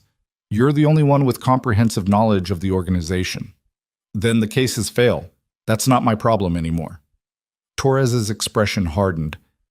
"If you refuse to testify, we revoke your immunity. You go to prison for your role in the organization. Is that what you want?" "I don't care what happens to me anymore." "What about Luca? You think he's better off with a father in prison than a father in protection?" "He doesn't have a father at all anymore. The court made that clear. The court said visitation is suspended, not terminated. You could still get him back, eventually, if you stay clean and stay alive and prove you're stable." "By hiding in safe houses for the rest of my life? Great plan." Torres stood. "You're being emotional. You need to think clearly." "I am thinking clearly. For the first time in months. And what I'm seeing clearly is that cooperating with you people cost me everything. My home, my money, my son, all gone. And for what? So you can build cases against people I used to work with. So we can put murderers in prison. Find someone else to do it." "There is nobody else." Torres's voice rose. "You're it, Salvatore. You're the key to taking down the entire network. And if you walk away now, all those people, the ones in those crime scene photos Kim showed you, they died for nothing. Their killers walk free. The organization survives. Everything you sacrificed means nothing." "It already means nothing." Torres grabbed him by the shirt, shoved him against the wall. Chen appeared in the doorway, but Torres waved him off. "Listen to me," Torres said. His face was inches from Salvatore's. "You don't get to quit just because things got hard. You made a deal. You signed papers. You gave testimony. You're in this whether you like it or not. Then arrest me." "What?" "Arrest me. Revoke the immunity. Send me to prison. At least there I'll know exactly what I'm paying for." Torres stared at him, then let go. Stepped back. Ran his hands through his hair. "You really want to throw it all away?" Torres asked quietly. "There's nothing left to throw away." Torres was silent for a long moment. Then he pulled out his phone and made a call. "It's Torres. We have a problem. Moretti's refusing to cooperate further." Pause. "Yeah, complete refusal." Pause. "I don't know. He says he's done." Pause. "Okay. I'll tell him." Torres hung up and looked at Salvatore. "That was the U.S. attorney. She wants to meet with you. Tomorrow. New York." "I'm not going to New York." "Yes, you are. Because she's going to make you an offer. One time only. And if you refuse it, we revoke your immunity and prosecute you to the fullest extent of the law. Prison. Asset forfeiture. Everything." "What kind of offer?" "The kind that might give you a chance to see your son again." Torres moved toward the door. "Pack your stuff. We leave at dawn." He left before Salvatore could respond. Salvatore sat on the bed trying to process what had just happened. An offer. From the U.S. attorney herself. The kind of offer that might change everything, or destroy what little remained. Either way, he'd find out tomorrow. And for the first time in days, Salvatore felt something other than despair. He felt fear. Because whatever the offer was, it would come with a price. And Salvatore had already paid more than anyone should have to pay. The question was whether he had anything left to give. The U.S. Attorney's office was on the 23rd floor of a federal building in Lower Manhattan. Torres drove Salvatore there at dawn, both of them silent for the entire 3-hour trip. Chen and Martinez followed in a second vehicle. Security protocol. Like Salvatore was important enough to need a convoy. He wasn't important. He was just useful. There was a difference. They parked in an underground garage and took a freight elevator up. No public areas, no witnesses, just gray concrete and fluorescent lights that buzzed like dying insects. Salvatore's wrist ached inside the cast. He hadn't slept. His mouth tasted like copper and exhaustion. The elevator opened into a hallway that smelled like coffee and desperation. Torres led him to a conference room at the end. Inside was a woman in her 50s wearing a suit that probably cost more than Salvatore's entire witness protection stipend. Her hair was pulled back tight. Her expression was tighter. "Mr. Moretti," she said, "I'm Catherine Brennan, United States Attorney for the Southern District of New York." Salvatore didn't shake her hand, just sat down. Brennan didn't seem offended. She opened a folder and spread documents across the table. Case files, photographs, evidence logs, the same material Kim had shown him at the safe house. "Agent Torres tells me you're refusing to testify in the remaining trials," Brennan said. "That's right. May I ask why?" "Because it cost me my son." "Your son is in a safe, stable home with a family member who loves him. That's hardly a loss." Salvatore's hands clenched under the table. "I can't see him. The court suspended my visitation rights. Indefinitely. Temporarily. Until your protection period ends. Which could be years, or never, depending on how many trials you want me for." Brennan leaned back in her chair. "Mr. Moretti, I'm going to be direct with you. Your cooperation has been invaluable. Dante Valieri is going to prison for life because of your testimony. That's a significant victory for law enforcement, but it's not enough." "Not my problem." "Actually, it is, because your immunity agreement specifically requires full cooperation in all related prosecutions. Refusing to testify constitutes a breach of contract, which means we can prosecute you for your role in the organization. Torres already threatened me with that. It's not a threat. It's a legal reality." Brennan pulled out another document. "This is the initial indictment we prepared against you before you agreed to cooperate. Racketeering, money laundering, conspiracy to commit murder. If convicted on all counts, you're looking at 40 years minimum, probably life." Salvatore studied the indictment. His name was at the top in bold letters. Below it was a list of crimes that read like his entire adult life compressed into legal language. Everything he'd done. Everything he'd been, everything he'd tried to walk away from. "So arrest me," Salvatore said. Brennan raised an eyebrow. "You're calling our bluff? I'm saying I don't care anymore. You want to send me to prison? Fine. At least I'll know where I stand, better than living in safe houses wondering if the next knock on the door is federal agents or killers." "And your son? How does he benefit from having a father in prison?" "He doesn't have a father either way. You people made sure of that." Brennan was quiet for a moment. Then she closed the folder and folded her hands on the table. "What if I told you there was another option?" Salvatore looked at her. "What kind of option?" "The kind that gets you out of witness protection, permanently, and gives you a chance to rebuild a relationship with your son. In exchange for what?" "One more testimony, the biggest one. The case we've been building for 3 years." Brennan pulled out a new file. This one was thicker, heavier. "Do you know who Victor Kravitz is?" Salvatore's blood went cold. "Yeah, I know him." "Then you know he's the head of the entire East Coast operation. Dante worked for him. The families all answer to him. He's the top of the pyramid. And you want me to testify against him. We want you to help us build the case. Kravitz is careful. He doesn't get his hands dirty. Everything goes through intermediaries. Dante was one of them. But Dante's in prison now, and we need someone who can connect the dots between Kravitz and the actual crimes. I can't do that. I never dealt with Kravitz directly. But you dealt with people who did. You know the structure. You know how the money flows. You know where the bodies are buried, sometimes literally." Brennan leaned forward. "Mr. Moretti, Victor Kravitz has been operating for 30 years. He's responsible for hundreds of deaths, thousands of crimes, millions in stolen money, and he's never spent a single day in prison because nobody's ever been able to touch him. That's not my responsibility. It is if you want your son back." The words hung in the air like a knife. Salvatore felt his chest tighten. "Explain." "Here's the deal. You help us build the case against Kravitz, full cooperation, interviews, document review, whatever we need. In exchange, we end your witness protection period the moment Kravitz is indicted. You're free to return to New York, resume your life, apply for custody modification. And if I refuse, we prosecute you on the original charges. You go to prison. Luca grows up without a father. Your choice.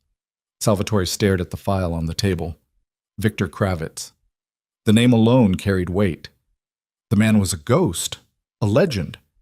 The kind of criminal who'd built an empire so sophisticated that law enforcement had been chasing shadows for decades. Testifying against Dante had been dangerous. Testifying against Kravitz would be suicide. How long would it take, Salvatore asked, to build the case? 6 months, maybe 8. We need time to corroborate your information, gather supporting evidence, build an airtight case. And during those 6 months, I'm still in protection? Yes. Still can't see my son? Correct. So I spend another 6 months in hiding. Help you build a case against the most dangerous man on the East Coast. And my reward is the chance to maybe get custody back. Assuming the court agrees, assuming Celeste doesn't fight it, assuming I survive long enough to try. That's the offer. Salvatore laughed. It sounded broken. You people are unbelievable. We're realistic. This is what we can give you. Take it or leave it. And if I take it and Kravitz walks, if your case falls apart, then you still get out of protection. We honor our side regardless of the verdict. But the target on my back stays. Yes. Once Kravitz knows you cooperated, you're marked for life. Protection or no protection. Salvatore stood up and walked to the window. 23 floors below, people were going about their normal lives. Walking to work, buying coffee, living in a world where the biggest danger was traffic or bad weather. He'd never have that life again, no matter what he chose. I need time to think, Salvatore said. You have 5 minutes. Brennan checked her watch. After that, we proceed with prosecution. Salvatore turned around. 5 minutes? Are you serious? Completely. This offer expires the moment you walk out that door. Accept it now or face the consequences. Torres was standing in the corner. He hadn't said a word the entire meeting. Now he caught Salvatore's eye and gave a small nod. The message was clear. Take the deal. It's the best you're going to get. Salvatore looked back at Brennan, at the files on the table, at the indictment with his name on it. If I do this, Salvatore said slowly, I want something else. You're not in a position to negotiate. I want a letter from your office stating that I cooperated fully and that my actions demonstrate rehabilitation and commitment to my son's welfare, something I can show the family court when I apply for custody modification. Brennan considered this. Done. And I want regular updates about Luca, health reports, photos, something so I know he's okay. We can arrange supervised communication with Celeste, monthly updates. I want to talk to him. He's a baby, Mr. Moretti. He can't talk. I don't care. I want video calls, weekly. Even if he just sits there, I need to see him. Brennan looked at Torres. He shrugged. Weekly video calls, Brennan agreed. Supervised through a secure connection. Anything else? Salvatore wanted to ask for more, wanted guarantees, wanted promises that this wouldn't be another trap. But he knew better. The system didn't make promises, it made deals. And this was the only deal he was going to get. No, Salvatore said. That's it. Then do we have an agreement? Salvatore thought about Luca, about the custody hearing and Celeste crying on the video screen, about the empty crib in the safe house and the hollow feeling that had been growing in his chest since the moment the judge's gavel came down. He thought about Serafina's letter, about all the chances he'd been given and all the times he'd chosen wrong. This was another chance. Maybe the last one. Yeah, Salvatore said. We have an agreement. Brennan pulled out a contract. Torres produced a pen. Salvatore signed without reading it. What was the point? The terms were simple. Betray Kravitz or lose everything. He'd already lost everything. This was just the paperwork.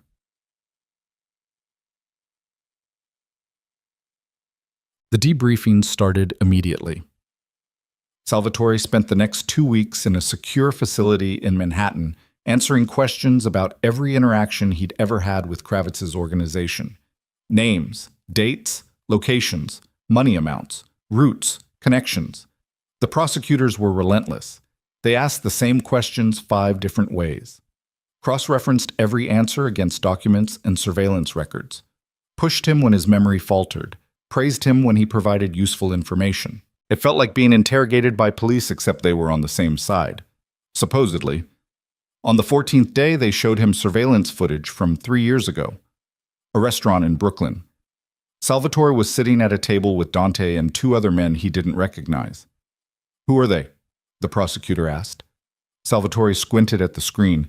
The footage was grainy but clear enough. "The one on the left is Marco Santino, Dante's second-in-command. The other one I don't know. That's Victor Kravitz." Salvatore's stomach dropped. "What?" "Victor Kravitz. You were in the same room with him, for over an hour according to the timestamp. You're telling me you don't remember?" Salvatore stared at the screen. The man looked ordinary, middle-aged, gray suit, nothing remarkable. Dante introduced him as a business associate. Never said his name. I thought he was just another intermediary. "What did you discuss?" "Territory expansion, Philadelphia roots. I was pitching a plan to consolidate the distribution network."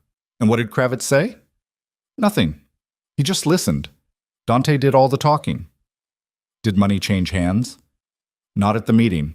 Dante told me later the plan was approved, that the money would come through the usual channels." "The usual channels being?" "Offshore accounts, wire transfers." Dante handled the details. The prosecutor made notes. "Did you ever see Kravitz again?" "Not that I know of. But if he looks that ordinary, I might have passed him on the street and never known it."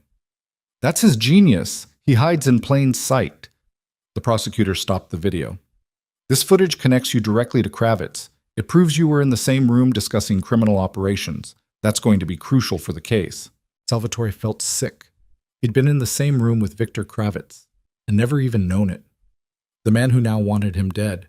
The man whose empire Salvatore was helping to destroy.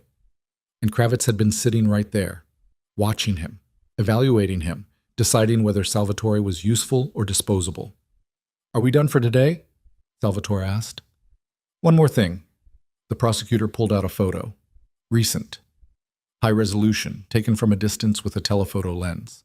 It showed Celeste's apartment building, and standing on the sidewalk outside was a man in a dark jacket, watching the entrance. "We've identified this individual as Alexei Volkov," the prosecutor said. "He's a freelance contractor, works for the highest bidder, usually the Russian mob, but he's been known to take jobs from other organizations." "Why are you showing me this?" "Because he was photographed outside your son's current residence 3 days ago. He was there for 4 hours, watching, waiting." Salvatore's blood turned to ice. "You think he was sent to—" "We don't know. He left without making contact. But his presence suggests someone's keeping tabs on your family, most likely Kravitz." "You said Celeste and Luca were safe." "They are. We've increased surveillance. But you need to understand the stakes, Mr. Moretti. Victor Kravitz doesn't make threats.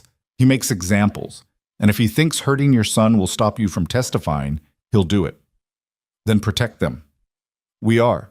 But protection has limits. The best way to keep them safe is to finish this case quickly. Give us everything we need to put Kravitz away before he makes a move." Salvatore stared at the photo, at the man standing outside Luca's building, a stranger who'd been paid to watch a 7-month-old baby, who might have been paid to do worse. "I want to see my son," Salvatore said, "in person, not through a video call." "That's not possible." "Make it possible. I just found out there's a hitman watching his building. I need to see him. I need to know he's safe." The prosecutor shook his head.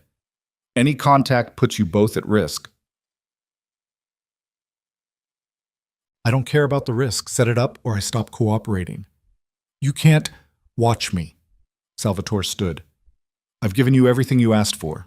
Names, dates, connections. I sat in this room for 2 weeks answering questions while my son is being stalked by a contract killer. Now I want something in return." The prosecutor looked at Torres. Torres made a phone call, spoke quietly into the phone for a minute, then hung up. "One visit," Torres said. "Supervised. 30 minutes maximum. Tomorrow afternoon." "Where?" "Celeste's apartment. We'll clear the building, full security sweep, but you get 30 minutes and that's it." "Fine." "And Salvatore?" Torres's expression was hard. If anything goes wrong, if there's any indication this visit compromised security, we shut it down permanently. Understood? Understood. Dichaches. The next day felt like the longest of Salvatore's life. He couldn't eat, couldn't focus, just kept replaying the photo of Alexei Volkov standing outside Luka's building. A ghost in a dark jacket, watching, waiting for orders. Orders that might include hurting a baby to send a message. At 2 p.m., Torres and Chen drove Salvatore to Celeste's building. It was in a nice neighborhood in Brooklyn. Tree-lined streets, young families, the kind of place Salvatore used to look down on when he lived in the penthouse. Too quiet, too ordinary, too far from the centers of power. Now it looked like paradise. Federal agents had secured the building. Residents had been encouraged to stay inside. 2 agents were posted in the lobby. 2 more in the hallway outside Celeste's door. Torres knocked 3 times. A code. Celeste opened the door. She looked exhausted, hair pulled back, no makeup, wearing sweatpants and an old t-shirt, nothing like the professional woman who'd appeared at the custody hearing. 30 minutes, she said, not to Salvatore, to Torres. 30 minutes, Torres confirmed. He gestured to Chen. We'll be right outside. Salvatore stepped into the apartment. It was small but clean, toys scattered across the living room floor. A baby swing in the corner. Photos on the walls. Most of them featuring Serafina, smiling, alive, young, before Salvatore had destroyed everything. He's in the nursery, Celeste said. Her voice was flat, empty, sleeping, but you can see him. She led Salvatore down a short hallway to a room painted soft yellow. Luca was in a crib by the window, curled on his side. He'd grown. His face had filled out. His hair was thicker, 8 months old now, almost unrecognizable from the premature baby Salvatore had held in the NICU. He's beautiful, Salvatore whispered. He looks like Serafina. Yeah, he does. Celeste stood in the doorway, arms crossed, defensive. Why are you really here, Salvatore? I wanted to see him. The prosecutors told me about the man watching the building. They said it might be connected to your case. It is. So you brought danger here. Again. Salvatore turned to face her. I didn't bring it. It followed me. There's a difference. Is there? Because from where I'm standing, the result is the same. My nephew is being watched by criminals because of choices you made. I'm trying to fix those choices. By testifying against more people? By making yourself an even bigger target? Celeste's voice rose. Luca stirred in the crib, but didn't wake. She lowered her voice. When does it end, Salvatore? When do you stop running from one crisis to the next and actually build something stable? That's what I'm trying to do. No. What you're trying to do is survive. That's not the same as living. Luca started crying. Soft at first, then louder. Celeste moved to the crib and lifted him out. The baby settled immediately against her shoulder. Comfortable. Safe. Salvatore felt something crack inside his chest. Can I hold him? He asked. Celeste hesitated, then nodded. Salvatore took Luca carefully. The baby was heavier than he remembered, stronger. He looked up at Salvatore with dark eyes, Serafina's eyes, and grabbed his shirt with tiny fists. Hey, buddy, Salvatore whispered. It's me, your dad. Luca made a sound. Not quite a word, just a babble, but it felt like the most important thing Salvatore had ever heard. I'm sorry I haven't been here, Salvatore continued. I'm sorry about everything, but I'm trying. I'm trying so hard to be the person you deserve. Luca yawned and rested his head on Salvatore's shoulder. Salvatore closed his eyes and just breathed, just existed in this moment. Father and son, together. For 30 minutes, that would have to last months. Time, Torres called from the hallway. Salvatore opened his eyes. Celeste was watching him with an expression he couldn't read. He needs you, she said quietly. Not just financially, not just as a name on his birth certificate. He needs an actual father, someone present, someone stable. I'm trying to be that person. Then finish the case. Testify. End the protection period. Come back to New York and actually fight for him. Celeste took Luca back. But if you can't do that, If this just turns into another excuse, then walk away. Don't torture him with visits and promises you can't keep. I'm not walking away. Then prove it. Torres knocked again. Salvatore, we need to go. Salvatore touched Luca's head one more time. I'll see you soon, buddy. I promise. He left before Celeste could respond, before he could second-guess himself, before the 30 minutes could stretch into something that hurt even worse. In the hallway, Torres looked at him. You okay? No. Good answer. They left the building through the back. No signs of Alexei Volkov or any other watchers. The street looked peaceful, normal, like nothing dangerous had ever happened here. But Salvatore knew better. Danger was patient, and Victor Kravitz was the most patient man alive. The debriefings continued for another month. Salvatore gave them everything, every conversation he could remember, every detail about money flows and territory disputes, and the organizational hierarchy that kept Kravitz insulated from direct criminal activity. The prosecutors built their case slowly, meticulously. Every piece of information Salvatore provided was verified, cross-referenced, corroborated with physical evidence or other witness testimony. By the end of the second month, they had enough. Brennan called a meeting. Same conference room, same fluorescent lights. But this time there was something different in her expression. Satisfaction. Maybe even excitement. We're ready to indict, she said. Salvatore felt his heart rate spike. When? Tomorrow. The grand jury meets at 9 a.m. We present our case. If they agree, and they will, we'll have an arrest warrant for Victor Kravitz by noon. And then what?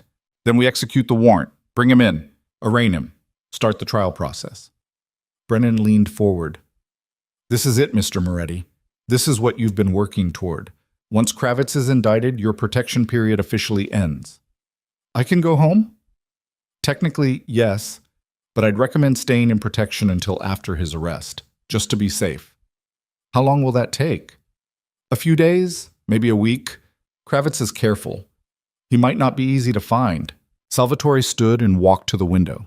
The city looked the same as it had 2 months ago. Buildings, traffic, people living normal lives. Soon, he'd be one of them, or he'd be dead. What's my exposure after the indictment? Salvatore asked. Significant. Once Kravitz knows you cooperated, every resource he has will be pointed at you. We can offer ongoing protection, but it's not the same as witness protection. You'll be on your own more. And Luca? We'll maintain surveillance on Celeste's building, but again, our resources are limited. Salvatore turned around. So I testify. You get your indictment, Kravitz gets arrested, and then I'm just supposed to hope he doesn't send someone after me or my son before the trial? That's the reality of cooperation, Mr. Moretti. There are no guarantees. Except you guaranteed my safety if I cooperated. We guaranteed we'd do everything in our power to protect you. We never said it would be risk-free. Salvatore felt anger rising, the same anger that used to get people hurt when he had power. So what was the point of all this? I gave up everything, my empire, my home, my son, and for what? So you could build a case and then leave me exposed? The point was justice, Brennan said sharply. The point was putting a criminal kingpin in prison where he belongs. The point was making sure fewer people die because Victor Kravitz thinks he's untouchable. She stood. You want guarantees? There are none. You want safety? It doesn't exist. What you get is the chance to do something that matters. To be someone better than the man who ignored his wife's phone calls while she was dying. That's what this was always about. The words hit like a physical blow. Salvatore wanted to argue, wanted to defend himself. But Brennan was right. About all of it. Fine, Salvatore said. Indict him tomorrow. I'll stay in protection until he's arrested. Smart choice. Brennan gathered her files. Torres will coordinate the logistics. Once Kravitz is in custody, you're free to go. She left without another word. Torres stayed behind. You did good work, Salvatore. Doesn't feel like it. It never does. Not until years later when you look back and realize you made a difference. I don't care about making a difference. I care about surviving long enough to see my son grow up. Then keep your head down and let us handle Kravitz. Torres headed for the door. It'll be over soon, thought. But it wasn't over soon. The grand jury indicted Victor Kravitz the next morning. Arrest warrant issued at 11:47 a.m. Federal agents mobilized immediately. They raided 3 locations where Kravitz was known to operate. Found nothing. He'd vanished. His attorney appeared at the federal building that afternoon with a statement. Mr. Kravitz denies all charges and looks forward to defending himself in court. He'll surrender himself when arrangements can be made that respect his dignity and safety. Translation. Kravitz was in the wind and wasn't planning to make it easy. The days stretched into a week, then 2 weeks. No sign of him. No communication except through his lawyer, who kept filing motions and delaying tactics while his client stayed hidden. Salvatore remained in the Manhattan safe house, watched the news, checked his phone, waited for updates that never came. On the 16th day, Torres called him into a conference room. His expression was grim. "We have a problem," Torres said. "What kind of problem?" "We found Alexei Volkov, the contractor who was watching Celeste's building. And? He's dead. Shot twice in the head. Professional execution. Body dumped in the East River." Salvatore's stomach turned. "Kravitz killed him?" "Probably. Covering his tracks. Anyone who could connect him to witness intimidation or threats against your family is being eliminated." "That's good, right? Means they can't hurt Luca. Or it means Kravitz is tying up loose ends before making his final move." Torres pulled out his phone, showed Salvatore a text message. "Unknown number, sent 2 hours ago.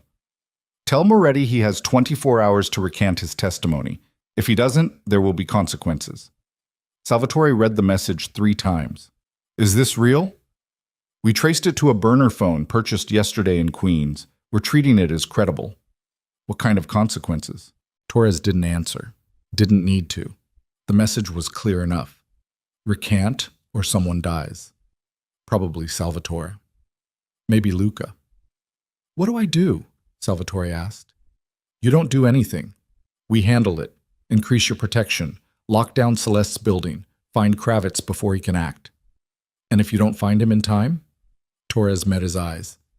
"Then we hope the threat is just intimidation." "You don't believe that." "No, I don't." Salvatore stood, paced the room. His mind was racing. 24 hours. That was the deadline. 24 hours to decide if testifying was worth dying for, worth Luca dying for. "I need to talk to Brennan," Salvatore said. "She's in trial, not available." "Make her available." "Salvatore." "Now!" Torres made the call. 10 minutes later, Brennan appeared on a video conference. She was in a courtroom somewhere, still wearing her suit, looking irritated at the interruption. "What's so urgent?" she asked. "I got a threat, 24 hours to recant my testimony or there will be consequences." "We're aware, we're handling it." "How?" "By finding Kravitz and arresting him before the deadline expires. And if you don't, then we protect you and your family to the best of our ability." "That's not good enough." "It's all we have." Salvatore felt something snap inside him. "No, it's not. You have one more option." "Which is?" "Let me go." Brennan frowned. "Excuse me?" "End my protection. Let me leave. I'll disappear on my own. Kravitz won't be able to find me and he'll have no reason to go after Luca." "That's suicide, Mr. Moretti." "It's survival. Kravitz wants me because I testified against him. If I disappear, his leverage disappears too. And your son stays with Celeste, safe, protected, without me as a target painted on his back." Brennan was silent for a moment. "You're suggesting we let you run, walk away from everything, break the cooperation agreement. I'm suggesting you let me do what I should have done months ago. Disappear, start over, actually protect my son instead of putting him in danger. If you run, the immunity revokes. We prosecute you on the original charges. Not if you can't find me." Brennan's expression hardened. "This is a mistake. It's the only move I have left." The video cut out. Torres stared at Salvatore. "You're serious?" "Completely." "Where will you go?" "I don't know. Far. Somewhere Kravitz can't reach. And Luca? He's better off without me. Celeste was right about that. She was right about all of it." Torres pulled out his phone, made another call, spoke quietly, hung up. "Brennan's considering it," Torres said. "But she wants something in exchange." "What?" One more testimony, on record. Everything you know about Kravitz, every detail, every conversation, every observation. We record it, seal it, use it as evidence even if you're not physically present at trial. When? Now, tonight, before the 24-hour deadline expires.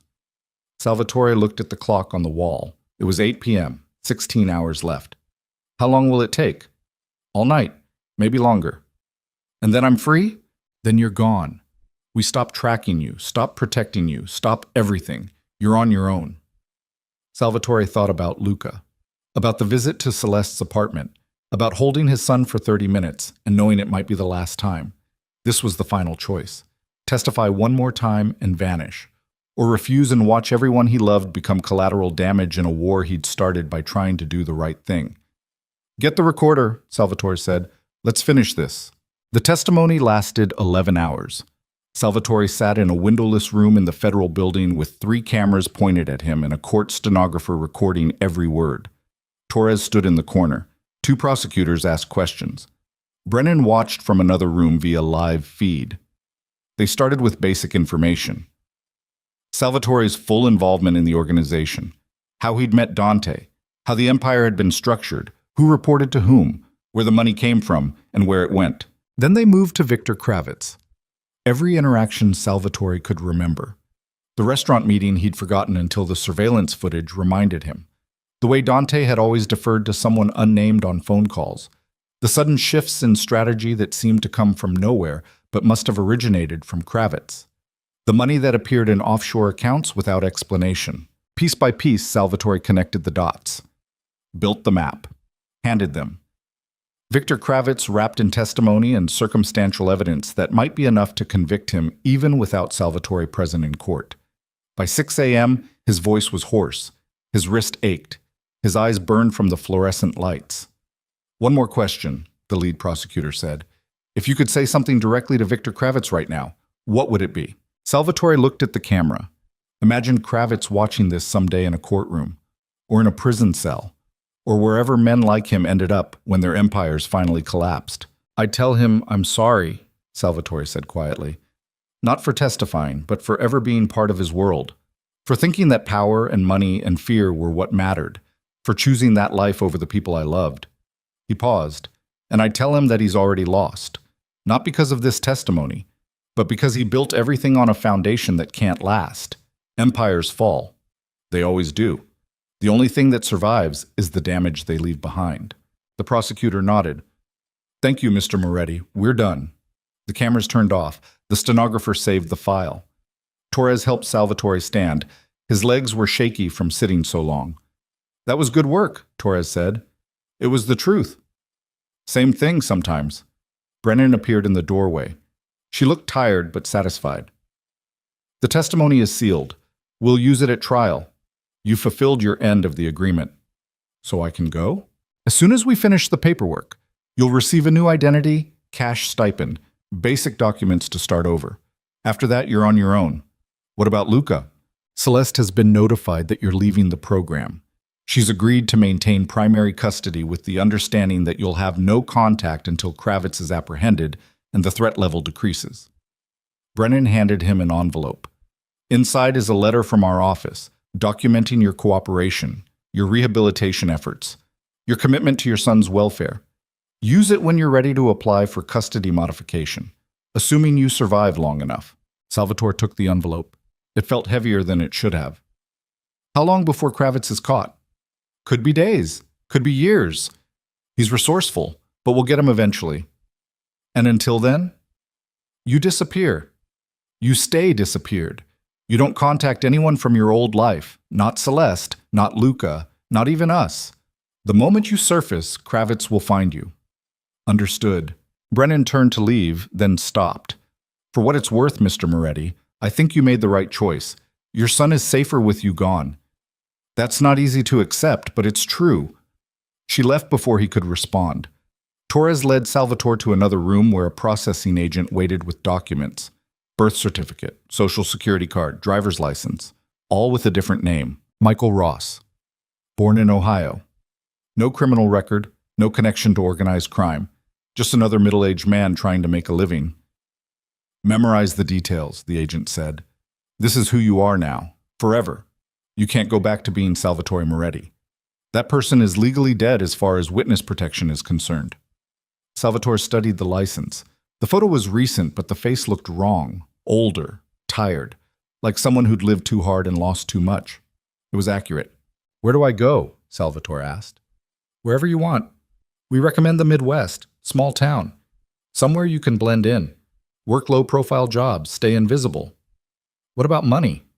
20,000 cash. Untraceable. That's your start. After that, you're on your own. The agent handed him a backpack. Inside were the documents, the cash, and a burner phone with Torres's number programmed in. Only call if Kravitz finds you, Torres said. Otherwise, we don't want to know where you are. Salvatore put on the backpack. It felt like carrying a gravestone. The death of Salvatore Moretti. The birth of Michael Ross. A new life built on the ashes of the old one. Can I... His voice cracked. Can I see him one more time? Before I go? Torres shook his head.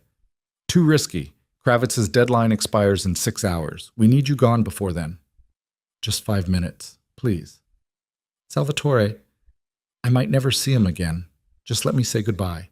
Torres looked at the agent. Some silent communication passed between them. Then Torres sighed. 5 minutes, supervised. And then you're gone. Bukhank. They drove to Celeste's building in an unmarked car. Dawn was breaking over Brooklyn. The streets were empty except for delivery trucks and early commuters. The federal agents had maintained surveillance on the building for weeks, but today felt different, heavier, like the calm before something terrible. Torres walked Salvatore to Celeste's door and knocked. She opened it immediately.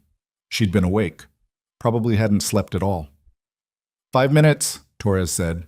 Celeste nodded and let Salvatore inside. Luca was in the living room in his baby swing, 8 months old now, sitting up on his own, grabbing at toys, growing into a person with preferences and personality and a future that wouldn't include his father. Salvatore knelt beside the swing. Luca looked at him and smiled. Not recognition, just the general happiness babies showed to anyone who paid attention. Hey, buddy, Salvatore whispered. His throat was tight. I have to go away for a while, maybe a long while, and I need you to know something. Luca grabbed Salvatore's finger, the same grip he'd had in the NICU, weak but determined. I need you to know that everything I did, all the mistakes, all the terrible choices, I'm trying to fix them. Not for me, for you. So you can grow up safe. So you can have a life that isn't poisoned by what I was. Celeste stood in the doorway watching, silent. Her face was wet with tears she wasn't bothering to hide. Your mom wrote me a letter before she died, Salvatore continued. She told me I was given chances and I didn't take them. She was right. But you're my last chance, Luca. My last chance to be someone worth remembering.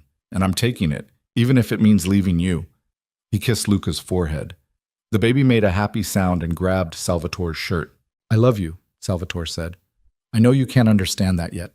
But someday when you're older, I hope someone tells you, I hope Celeste tells you, that your dad loved you more than anything, more than power, more than safety, more than his own life. Torres appeared in the doorway.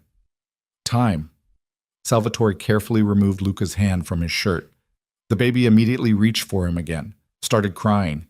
The sound cut through Salvatore like a blade. I'm sorry, Salvatore whispered. I'm so sorry. He stood and walked to the door. Didn't look back. Couldn't look back. If he saw Luca crying, he'd never be able to leave. In the hallway, Celeste caught his arm. Wait. Salvatore turned. She handed him a small photo. It showed Serafina holding newborn Luca in the hospital. The photo must have been taken right before she died. She looked exhausted but happy, complete. She loved you, Celeste said quietly. Even at the end, even when she was writing that letter, she loved you and wanted you to be better, for yourself, for Luca. Don't waste that. Salvatore took the photo. Thank you. Don't thank me. Just survive. And come back when it's safe. Luca deserves to know his father. I don't know if I'll ever be able to come back. Then make sure it's worth it. Make sure disappearing actually means something. She wiped her eyes. Go, before I change my mind and tell you to stay. Salvatore left before either of them could say anything else that would make leaving impossible. What? Torres drove him to a bus station in New Jersey, handed him a ticket to Indianapolis. From there, Salvatore, now Michael Ross, would be on his own. "Stay invisible," Torres said. "Get a job. Build a quiet life. Don't do anything that draws attention." "How will I know when it's safe?" "You won't. Not unless Kravitz gets arrested. And even then, his organization will still want revenge. You'll never be completely safe." "So this is it? Forever?" "Probably." Torres handed him a card, same one from months ago. "If you need emergency extraction, call this number. We'll come get you. But only if there's no other choice."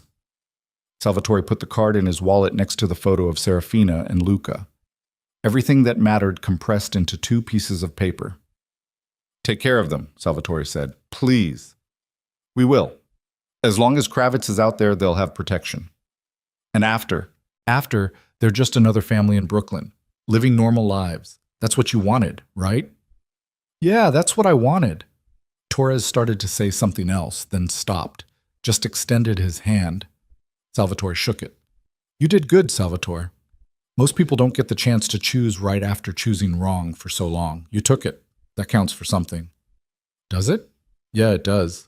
Salvatore grabbed his backpack and walked into the bus station, bought coffee from a vending machine, sat on a plastic chair and waited for the Indianapolis bus that would take him to whatever came next. The station was nearly empty, a few travelers sleeping on benches, a janitor mopping floors, the ticket agent reading a newspaper behind bulletproof glass. Normal people living normal lives. Salvatore was one of them now. Just another passenger waiting for a bus. Just another face in the crowd. Invisible. Forgotten. Exactly how he needed to be. The bus arrived at 9 a.m. Salvatore boarded and found a seat in the back, watched through the window as New York disappeared behind him. All those buildings, all that power, all that history compressed into a skyline that got smaller with every mile. He fell asleep somewhere in Pennsylvania and didn't wake until Indiana. Dumb?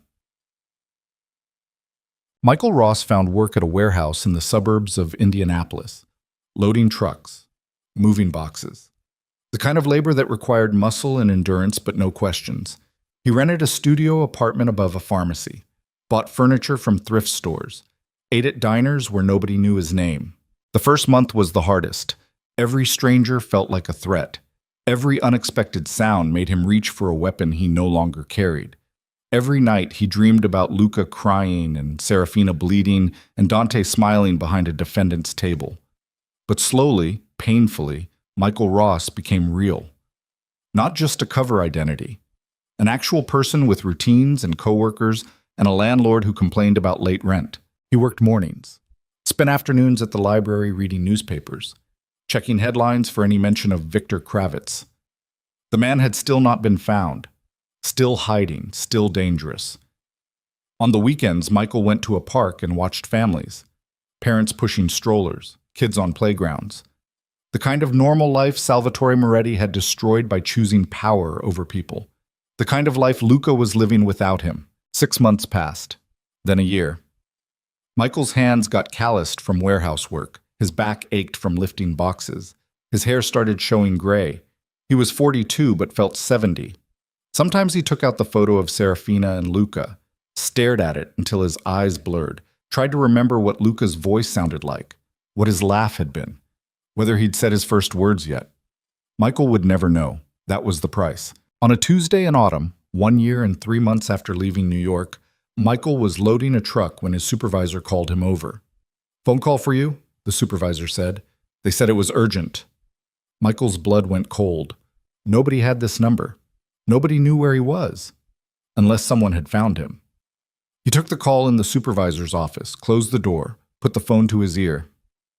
"Hello? It's Torres." Michael's legs went weak. He sat down hard on the desk chair. "How did you find me?"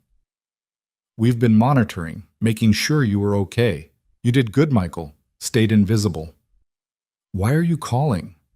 "Because it's over. Victor Kravitz was arrested 3 days ago, Canada. He was trying to cross into Europe using a fake passport. Border agents flagged him. We brought him back. He's in custody awaiting trial." Michael couldn't speak for a moment, just held the phone and tried to process what he'd heard. He's really caught? He's caught, and he's not getting out. The evidence is overwhelming. Your testimony sealed it. He's looking at life without parole. What about the contracts, the people he hired? Most of them have been arrested or scattered. The organization is dismantled. There's still some danger, there always is, but the threat level has decreased significantly. Michael closed his eyes. So I can come back? If you want to, but you need to understand something. You're still Michael Ross. Salvatore Moretti is legally dead. You can't just resurrect him without consequences. What kind of consequences? Legal complications, media attention. The families you testified against might come after you even with Kravitz in prison. It's safer to stay Michael Ross. Build a new life here. What about Luca? Torres was quiet for a moment. Celeste knows about the arrest. She's been informed that the threat level has decreased. Whether she allows contact is up to her. But legally, you're still Michael Ross. You have no parental rights to a child whose father is legally deceased. So I gave up everything for nothing. You gave up everything to keep him safe. That's not nothing. That's what parents do. Michael pressed his forehead against the desk. He wanted to scream, wanted to break something, wanted to demand that the system give him back what he'd sacrificed. But the system didn't work that way. It never had. There's one more thing, Torres said. Celeste sent something. She asked me to forward it to you if we ever made contact. What is it? A video. I'm sending it to this phone now. A minute later, Michael's phone buzzed. He opened the video file. It showed Luca, almost 2 years old now, walking, talking, playing with blocks in Celeste's apartment. His hair had grown darker. His face had lost the baby softness. He looked like Serafina. He looked like Salvatore. He looked beautiful. The video was only 30 seconds. At the end, Celeste's voice came through off-camera. Say hi to Daddy. Luca looked at the camera and waved. Hi, Daddy. The video ended. Michael watched it 17 times, memorized every frame, every gesture, every syllable of those 2 words. Hi, Daddy. His son remembered him, or at least remembered the concept of him, remembered there was someone called Daddy who existed somewhere even if he wasn't there. You still there? Torres asked. Yeah, I'm here. What do you want to do? Michael looked around the supervisor's office, at the warehouse through the window, at the life he'd built as Michael Ross. Quiet, safe, invisible, empty. I want to see him, Michael said. Even if it's just once, even if Celeste only gives me an hour. I need to see him. I'll talk to her, no promises, but I'll try. Thank you. Don't thank me yet. Seeing him might be harder than staying away. I know. Torres hung up. Michael sat in the office for a long time. The supervisor eventually knocked on the door asking if everything was okay. Michael said yes and went back to loading trucks.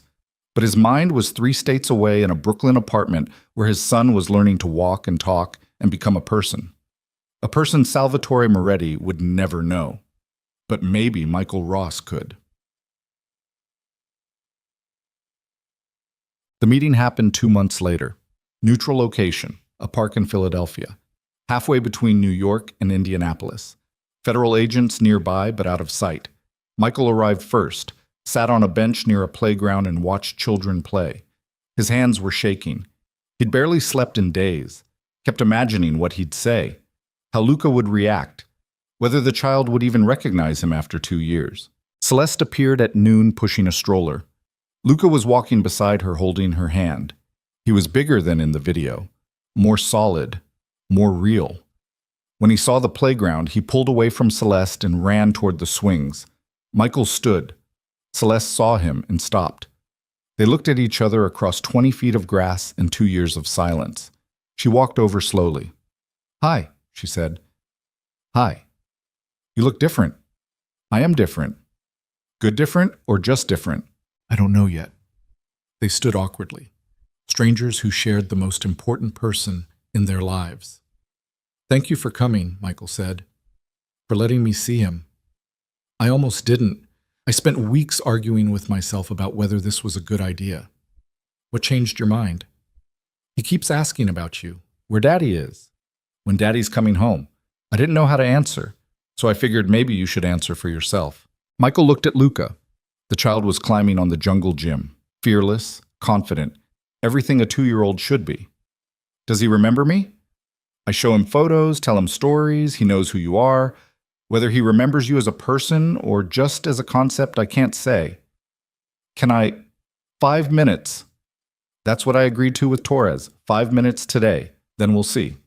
Then we'll... Michael walked toward the playground. His legs felt unstable, like he was approaching something sacred that might break if he got too close. Luca was at the top of the jungle gym. He saw Michael and tilted his head, curious but not afraid. "Hi," Michael said. His voice sounded strange, too high, too eager. "Do you remember me?" Luca stared at him, then shook his head. "That's okay. Michael stopped. He wasn't Salvatore, not anymore. "I'm a friend of your Aunt Celeste." "She's not my aunt. She's my mom." The words hit harder than Michael expected. He glanced at Celeste. She was watching from the bench. Her expression was unreadable. "Right, sorry, your mom." "Are you Daddy?" Michael's throat closed. "Yeah, I'm Daddy. Where did you go?" "I had to go away for a while to keep you safe." "From what?" "From bad people." "Are the bad people gone now?" "Most of them." Luca climbed down from the jungle gym, stood in front of Michael, studying him with Serafina's dark eyes. "You look sad," Luca said. "I am sad. Because I miss you." "I miss you too. Mom shows me pictures. You look different in pictures." "I was different then." "Are you better now?" The question was so direct, so innocent, so impossibly complicated. "I'm trying to be," Michael said. Luca nodded, then held up his arms. "Can you push me on the swing?" Michael looked at Celeste. She nodded. He lifted Luca, so much heavier than he remembered, and carried him to the swing set. Strapped him in carefully, started pushing, gentle at first, then higher when Luca demanded it. "Higher, Daddy, higher!" Michael pushed, watched his son laugh, watched him fly. For 5 minutes, nothing else existed except this. Father and son, together. Finally. When the time was up, Celeste approached. "We need to go," she said gently. Luca protested, but Celeste was firm. Michael lifted him out of the swing. The child wrapped his arms around Michael's neck. "Don't go," Luca whispered. "I have to, but I'll come back. I promise." "When?" Michael looked at Celeste. She sighed. "We'll figure it out," she said. "Maybe next month, same place." "Can I bring my trucks?" "Sure, bring your trucks." Celeste took Luca's hand and led him away. The child waved over his shoulder. Michael waved back until they disappeared into the parking lot. Then he sat on the bench and cried for the first time since leaving New York. Torres appeared from somewhere and sat beside him. Didn't say anything, just handed him a tissue and waited. "He called her Mom," Michael said finally. "Kids adapt. It's how they survive. She's doing a better job than I ever could." "Probably, but that doesn't mean he doesn't need you, too." "For what? 5-minute visits in random parks?" "For showing him that people can change, that mistakes don't define you, that trying matters even when it's hard." Torres stood. "You did the hardest thing a parent can do, Salvatore. You let go. Most people never learn that." "I'm not Salvatore anymore." "No, you're Michael Ross. And Michael Ross is a better man than Salvatore Moretti ever was. Remember that." Torres left him alone on the bench. Michael sat there until the sun started setting, watched families leave the playground, watched the swings go still, watched the shadows grow long. Then he stood and walked to his car. He had a long drive back to Indianapolis, back to the warehouse and the studio apartment and the quiet life of Michael Ross. But next month he'd drive back to Philadelphia, push Luca on the swings again, maybe bring trucks to play with, maybe build something that looked like redemption. 1 5-minute visit at a time. 3 years later, Michael Ross sat in a family court in Brooklyn. Celeste sat across the aisle. Luca, 5 years old now, was with a court-appointed guardian in another room. Michael's lawyer was presenting evidence. 3 years of consistent visits, child support payments, birthday cards, photos documenting a relationship rebuilt slowly and carefully, letters from Celeste supporting increased custody. Testimony from therapists confirming Luca benefited from having both parental figures in his life. The judge reviewed everything, looked at Michael, looked at Celeste. "Mr. Ross," the judge said, "or should I say Mr. Moretti?" "Ross, Your Honor, legally. The court is aware of your history, your cooperation with federal authorities, your time in witness protection, your efforts to rebuild your life." She paused. "This is an unusual situation." "Yes, Your Honor. But the evidence suggests you've made genuine efforts to be present for your son. Ms. Rodriguez agrees, the therapist agrees, and most importantly, Luca wants more time with his father." Michael's heart was pounding. "Therefore, I'm granting joint physical custody. Week on, week off arrangement. Pending review in 6 months. If this continues to benefit the child, we'll make it permanent." The gavel came down. Michael couldn't breathe. Joint custody, real custody, not 5-minute visits in parks, actual days and nights with his son. Celeste was crying. Happy tears this time. She walked over and hugged him. "Don't screw this up," she whispered. "I won't." "I know. That's why I supported it." They brought Luca into the courtroom. He ran to Michael and wrapped his arms around his waist. "Do I get to stay at your place now, Dad?" "Yeah, buddy. Every other week." "Can we get pizza?" "We can get whatever you want." Luca smiled. Serafina's smile, pure and uncomplicated. "I love you, Dad." Michael knelt down, looked his son in the eyes. "I love you too. More than anything." "Even more than trucks?" "Even more than trucks." Luca laughed and ran back to Celeste to tell her about the pizza plan. Michael stood. His lawyer was shaking his hand, saying something about paperwork and scheduling. But Michael wasn't listening. He was watching his son, alive, happy, safe. Everything Salvatore Moretti had sacrificed for, everything Michael Ross had earned. That night, Michael took Luca back to his apartment in Brooklyn. Not the penthouse, not the safe house, just a modest 2-bedroom in a decent neighborhood. The walls were covered with Luca's drawings. The refrigerator was stocked with juice boxes and chicken nuggets. They ate pizza on the couch and watched cartoons. Luca fell asleep against Michael's shoulder halfway through the 2nd episode. Michael carried him to bed, tucked him in, sat in the chair beside the bed like he'd done 3 years ago in the apartment he could barely afford. This time felt different. This time wasn't stolen minutes or supervised visits. This was home. Michael pulled out the photo of Serafina and Luca from the hospital. He'd kept it all these years, through safe houses and warehouse jobs and lonely nights in Indiana. Through everything. "I finally did it," he whispered to the photo. "I became the man you needed me to be. It took losing everything. It took years. But I got there." He put the photo on Luca's nightstand, right next to a toy truck and a drawing of the 3 of them, Dad, Luca, and Aunt Celeste, standing in a park under a smiling sun. Michael turned off the light and left the door cracked open, walked to the living room, poured himself water, stood at the window looking out at Brooklyn. The city looked different now. Not an empire to conquer, not a prison to escape. Just a place where people lived, where families built lives, where second chances sometimes arrived even when you didn't deserve them. Michael Ross had been given a second chance, not by the courts, not by federal protection, but by his son, by Celeste, by every person who'd believed that change was possible, even after everything that had been broken. He'd spent 15 years building a criminal empire that collapsed in a single night. Now he was spending every day building something better, something that couldn't be taken away by federal raids or custody hearings or contracts from men who wanted him dead. He was building a relationship with his son. One bedtime story at a time, one pizza dinner at a time, one week-on, week-off arrangement that felt like salvation. It wasn't the empire Salvatore Moretti had dreamed of. It was smaller, quieter, built on love instead of fear. But it was real. And it was his. And it was enough.